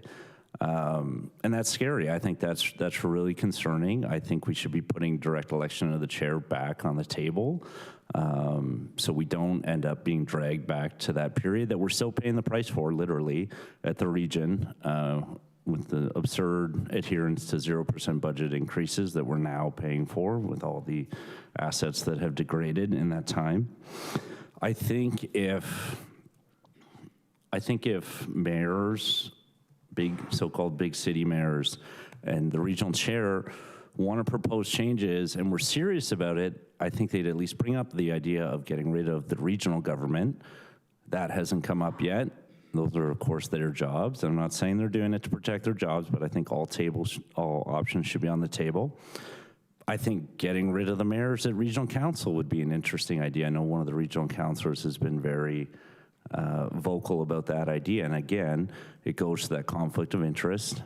If the mayors are supposed to be our connection to city council, and if that connection isn't happening, as the mayor alluded to, then maybe that's something that needs to change. But I think more than anything, I would like to see Chair Gale and the big city mayors advocate vociferously to the province to fix our rotten system of funding.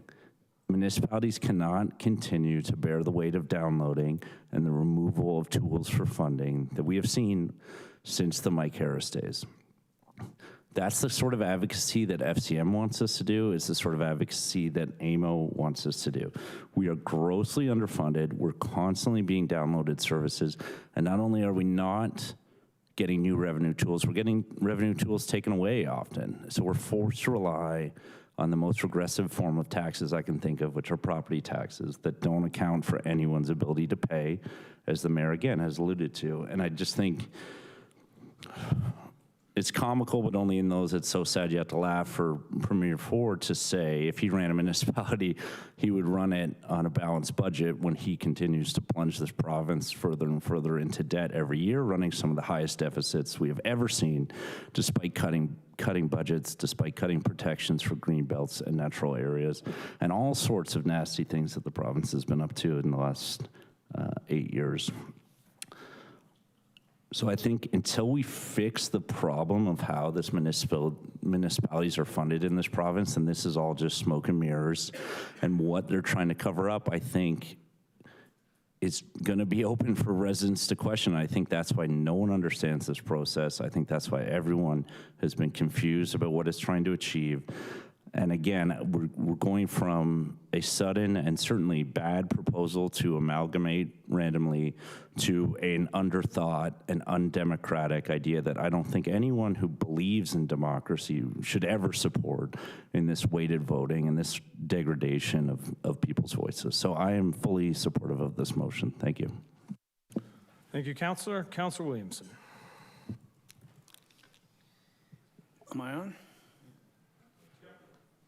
Well, I'm trying to be short because I said a lot of what I wanted to say last week, but it is greatly disappointing that the regional chair and our mayor disregarded the positions taken by both the regional council and this council and continue to push for extreme undemocratic changes to local government.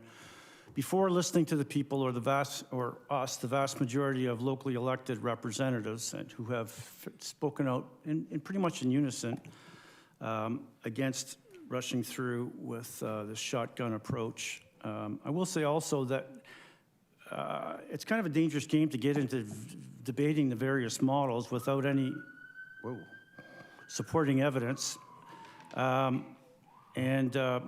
Chair Gale and yourself, to me, have, and Councillor Townsend mentioned it. You've usurped your authority in a way that's disrespectful to both residents and demonstrates disdain to those of us who were qualified through the ballot box to be a voice for our constituents. We've been excluded from the process, and when you speak as the mayor, you're speaking for the will of council, and you're not speaking for me, and I know a number of other people around here when you do that. The idea that somehow the housing crisis or the infrastructure deficit are going to be solved by changing the governance model is a total non sequitur. There's no connection, there's no evidence that changing this governance system is going to fix any of those structural problems that we face. One aspect of municipal government I'll speak to quickly, and it's one that I value and I know others around here do, is the ability to participate with having to toe a party line. There's been relatively limited political party influence in municipal affairs in St. Catharines. However, this charade changes that and has put any notion of working independently to straight up serve the best interests of our citizens into the dumpster, as we are witnessing blatant partisan politics in its most base form. We ought not to be here to serve agendas that are driven from outside, but do what is right for the people of our city. So, tried to summarize my feelings.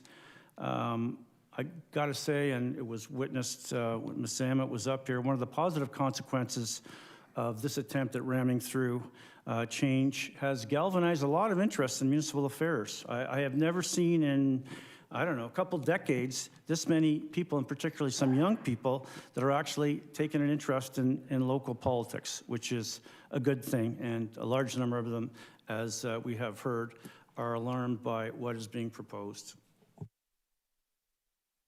Thank you, Councillor. Just looking at the motion and mentioning partisan politics, I'm noticing that one of our MPPs is not mentioned in the motion. MPP Sam Osterhoff does represent the city. I don't think MPP Wayne Gates does, but I assume that was just a mistake. Okay, so are we making that a friendly amendment, that MPP Sam Osterhoff be included? Yes, sir. Okay. Councillor Ratzlaff. Thank you, Mayor. Through you. There has been a decent amount of commentary on this, so I'll try to keep it short. But there was an article in the Standard written by the editor-in-chief, Mr. Scott, I think it was Saturday, titled, "Is Bob Gale the Premier's Niagara Puppet?" I'd encourage residents to read it. I think what it does a good job of bringing out the way that the idea that this newest proposal by Chair Gale was something that was rumored as far back at least as November. So he points out that in Waterloo, Waterloo has a similar two-tier system as we have here in Niagara. There was an article written in November of last year that outlines the exact same plan that we're seeing coming from Chair Gale today. So in Waterloo, it outlined a plan for Waterloo where the regional chair would be appointed by the province. There'd be no direct elections of regional councillors, and only mayors would sit at the regional level. I don't think that, reading that makes me think that the unnecessary chaos that we've been put through these last 2 weeks is cover to do what was always planned to do at least 6 months ago. And, it feels deeply disrespectful as a resident that this process has evolved the way that it has. There are obviously, Councillor Miller pointed out two of them. There are obviously lots of other ways that we can reform the region that I think would have a better effect, but we haven't even been able to say why we're reforming the region other than costs and efficiencies, right? The two that Councillor Miller pointed out, we could just have councillors and not mayors. We could just get rid of the region. We could have councillors who sit at the city and sit at the region at the same time. These would all change the dynamics of the region. Like the mayor, I've been frustrated at times with our two-tier system. I do think that it could be improved by better accountability, by better communication between the cities and the regions. I just don't see that as the goals of the reforms that we're currently talking about. And that disappoints me, but it's because the process has just been chaos. And it feels, I think gaslighting is probably the wrong description of it, but it kind of feels like that. And now we're just kind of stuck with something that was pre-decided for us. The costs, as Councillor Miller pointed out, are primarily or often due to downloading from the province, and that doesn't go away with just reforming how we govern ourselves here in Niagara. Property taxes are regressive. They put the highest pressure on those who are least able to pay for them, and we shouldn't be relying on property taxes to pay for many of the things that we pay for here at the city. So yeah, I'll be supporting this motion, and I hope that my colleagues do as well. Thank you, Councillor. Councillor Kushner.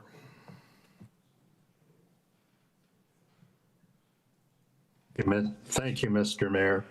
I did send in an amendment to the motion, and could that be put on the screen now? I believe that it is being brought up onto the screen in a moment.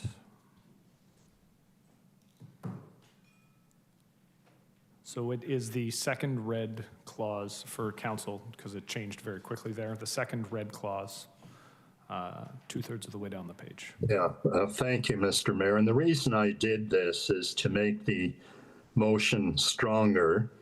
This is very simple, it's very concise, but I think it expresses what our residents feel, that city councils are the best to determine their amalgamations. If you have two different municipalities and they want to merge, so be it.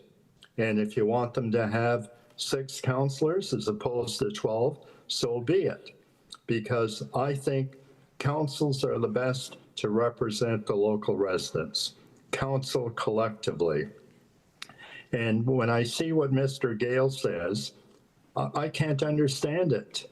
The logic of our residents that spoke tonight is impeccable, as it was at the last council meeting. It is impeccable. They've done their research, and they all concluded the same thing. The costs of amalgamation will be higher, and reducing the number of councillors could be a lot higher, and it's less democratic. It's that simple to me. And I don't know why Gale is doing this.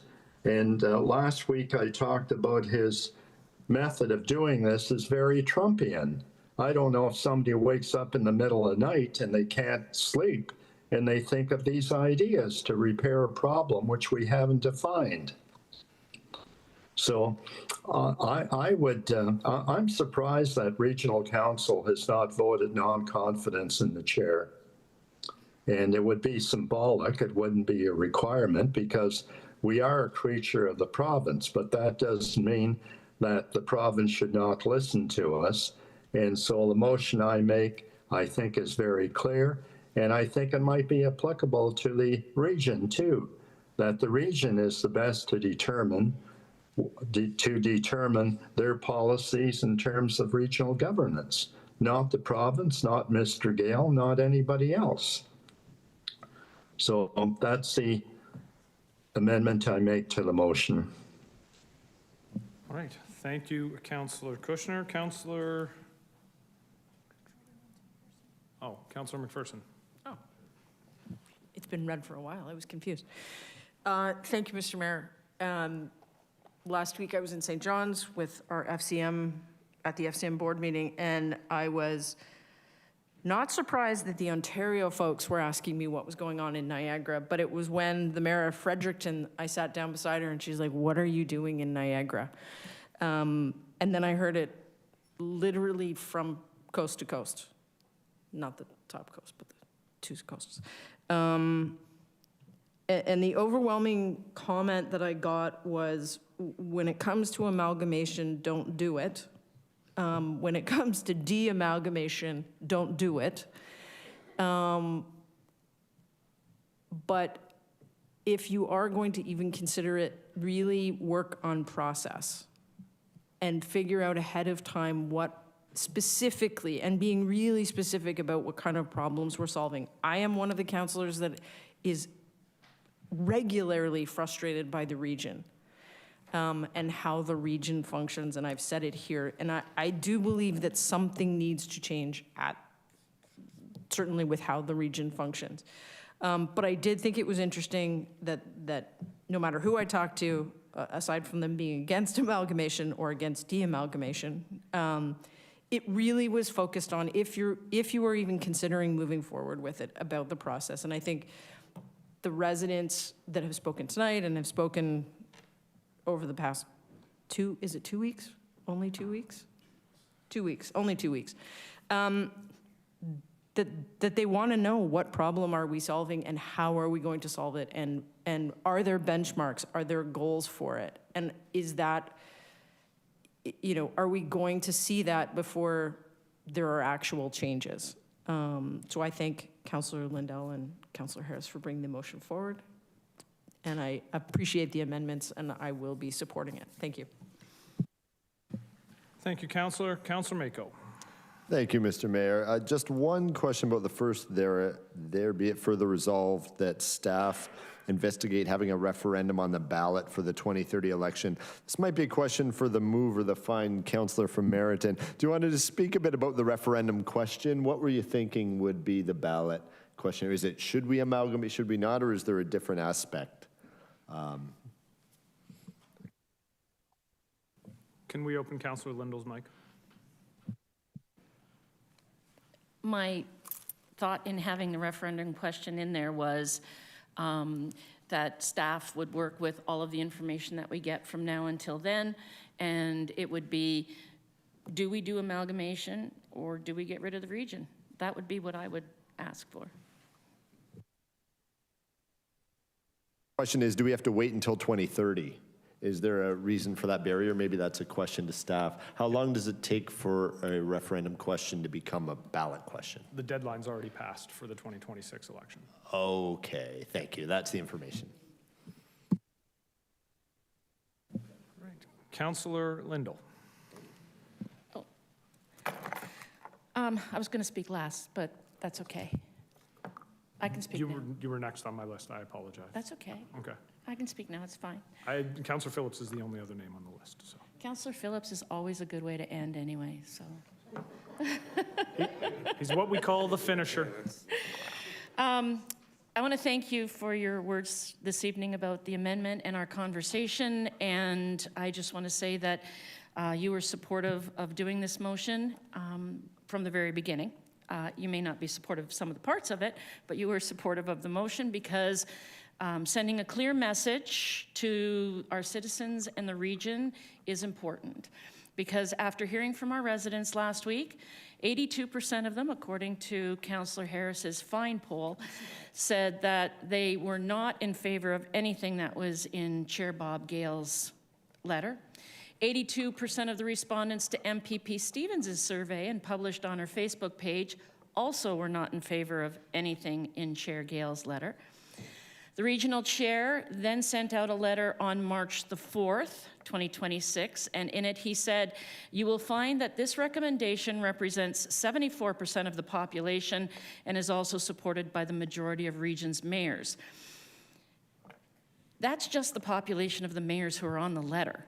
It's not actually 74% of our population saying, "We support what you're recommending in this letter, Chair Gale."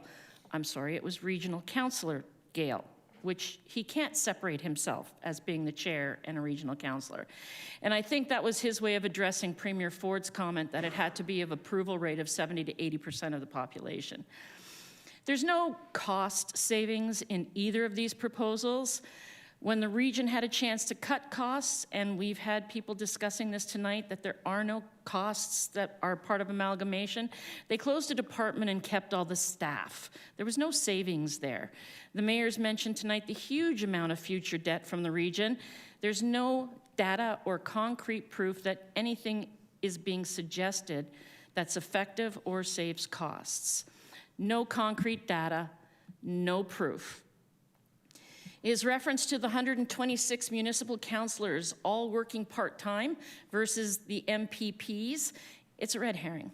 If you add up all of the salaries of the municipal councillors and compare it to the salaries of the MPPs average, we would make up 29 MPPs. 126 people who work from their homes, work during breaks and lunches from work, work the entire year without a day off, evenings and Saturdays, and they make combined the same amount as 29 MPPs who have staff, offices in Toronto and their ridings, budgets, housing allowance, and travel expenses. We have heard, all of us, from businesses in St. Catharines and residents of St. Catharines. They stop us to discuss it in a variety of their businesses across the city, and I have only heard 3 people, and they were all in this council chambers last week, in favor of either of the letters or proposals presented. And that's the power of being an elected official in our communities. They can come up to us and say, what's going on? They know who we are. We're not overwhelmed as being one out of 6 councillors trying to cover an entire ward. Citizens and businesses, they know where we are. Even in our council correspondence today, we have a letter from a business owner who's not in favor of these proposals. In my conversation, like I said before, we agreed as a council to send a strong message to the minister, to regional council, to our MPPs. I have not heard anywhere, and this is in the motion, that the minister is considering any of this.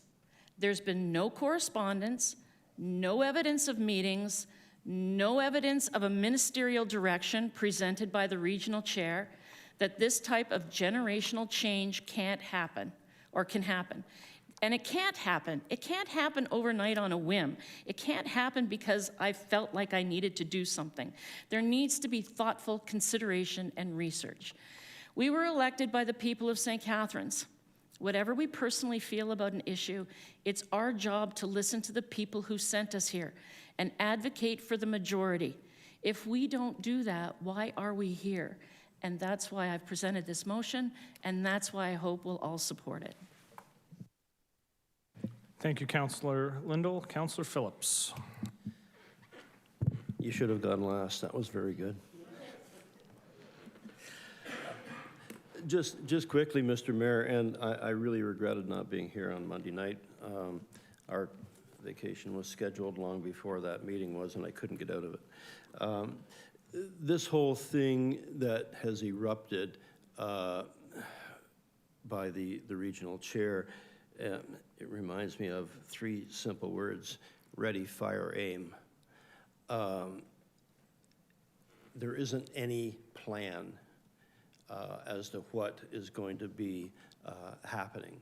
Tonight was the first time, Mr. Mayor, that we've been told what some of the problems would be that could be solved, possibly, and that was given by you.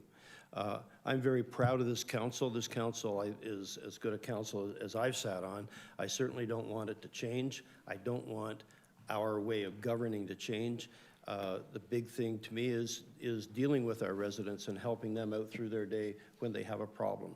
And by reducing the number of councillors here, definitely is going to hamper that. I don't see that in place, but you never know what the future is going to bring to us. If change is going to happen, it needs to take time. We cannot get this done by the next election. We need to take a long time. If it happens, and I'll be honest with you, I hope it doesn't, but if it happens, it's going to take 3 or 4 years before we can finally find out what this is going to look like and how it's going to operate. We need to be educated. We have educators sitting around the table here, and education has been very good to us, and we're very proud of what we've done because we've taught our kids how to live and learn. And this is what we need to do in this situation. The comment that Councillor Williamson made is we haven't seen as much interest in what we're doing as what this topic is brought to us. And I give you credit, Mr. Mayor, that you did bring this, and with the suggestion of Councillor Williamson to have the public meeting on Monday night. So we did hear from the public because originally that wasn't going to happen. And there is going to be more. As Councillor Townsend indicated, your town halls, I'm sure the number one topic is going to be governance. And they're going to be interesting meetings for sure. I don't think it's going to go away. But I will definitely support the what has been written before us by Councillor Lindell, and I hope we keep going the way we're going because I think we're doing a pretty decent job. Thank you, Councillor. Councillor Lindell? Just quick, Councillor Dodge pointed out to me that we forgot to include Premier Ford in copies of the motion. And also, can we have a recorded vote? Yep, recorded vote is always appropriate. All righty, seeing no further comments, I will look to the clerk to call the roll.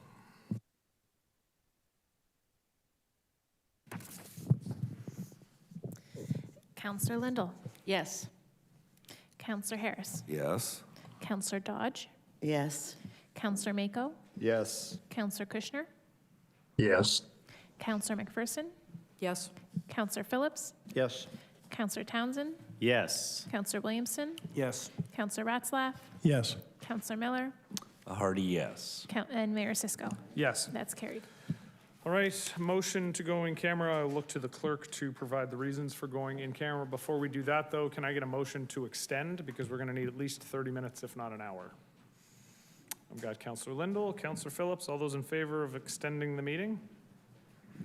The reason to go into closed session is item Corporate Support Services Labor Relations Update, CUPE Union Negotiations for Collective Agreement 1287, closed pursuant to Municipal Act Section 2392D, Labor Relations or Employee Negotiations. 2, Legal Services, Ontario Land Tribunal Appeal for 10 Phelps Street, closed pursuant to Municipal Act Section 2392E, litigation or potential litigation, including matters before administrative tribunals affecting the municipality or local board, and 2392F, advice that is subject to solicitor-client privilege, including communications necessary for that purpose. Item 3, Legal Services, OLT Appeal for 1 Park Ave, closed pursuant to Municipal Section 2392E, litigation or potential litigation, including matters before administrative tribunals affecting the municipality or local board, and 2392F, advice that is subject to solicitor-client privilege, including communication necessary for that purpose.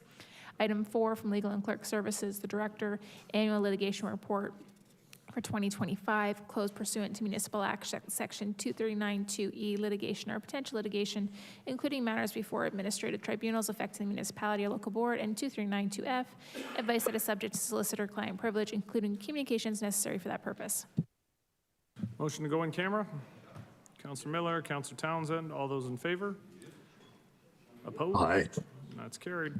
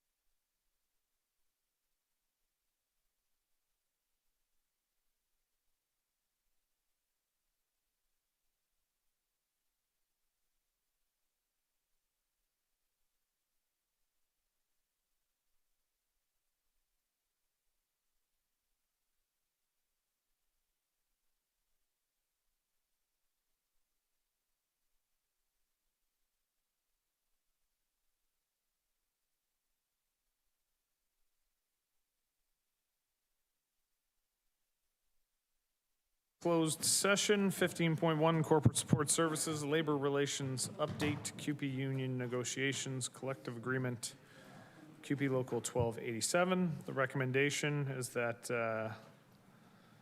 council approve the staff recommendation as contained in the in-camera report. Moving this is Councilor Miller, seconding it is Councilor Lindell. Councilor Lindell. And I will look to the clerk to call the roll.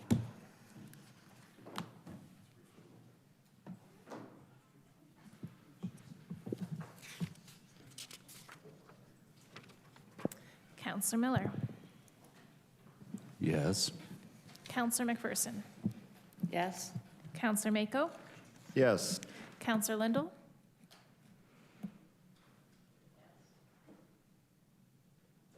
Is there, sorry, is Councilor Lindell? Oh, sorry. Yes. Okay, Councilor Kushner. Yes. Councilor Harris. Yes. Councilor Dodge. Yes. Councilor Phillips. Yes. Councilor Ratzlaff. Yes.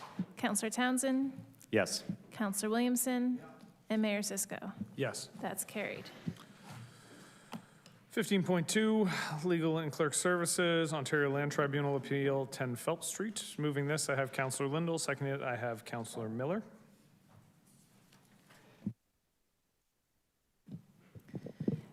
Councilor Lindell.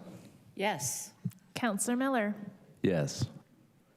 Councilor Phillips. Yes. Councilor Ratzlaff. Yes. Councilor Townsend. Yes. Councilor Williamson. Councilor Dodge. Councilor Harris. No.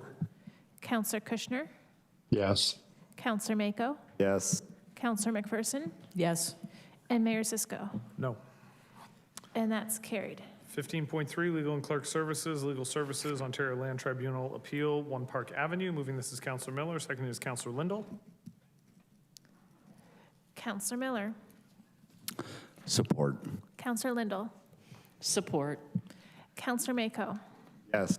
Councilor McPherson. Yes. Councilor Williamson. Councilor Townsend. Yes. Councilor Ratzlaff. Councilor Phillips. Yes. Councilor Kushner. Yes. Councilor Harris. No. Councilor Dodge. Mayor Cisco. Yes. That's carried. And 15.4, the annual litigation report for the year 2025. Moving this is Councilor Ratzlaff. Seconding is Councilor McPherson. Councilor Ratzlaff. Yes. Councilor McPherson. Yes. Councilor Townsend. Yes. Councilor Dodge. Councilor Lindell. Yes. Councilor Phillips. Yes. Councilor Williamson. Councilor Miller. Yes. Councilor Mako. Yes. Councilor Kushner. Yes. Councilor Harris. No. Mayor Cisco. Yes. And that's carried. All right, moving the bylaws A to J, save and accept F and G. Do I have a mover and a seconder? Councilor Lindell, Councilor McPherson. All those in favor? Yes. Opposed? That's carried. Can I have a mover for the additional bylaw to be read a first time, considered and passed? A bylaw to authorize an agreement with the Canadian Union of Public Employees, Local 1287. Mover and a seconder, Councilor Dodge, Councilor Phillips. All those in favor? Opposed? And that's carried. And then a mover of adjournment. Councilor Lindell, Councilor McPherson, all those in favor? Opposed? That's Yes.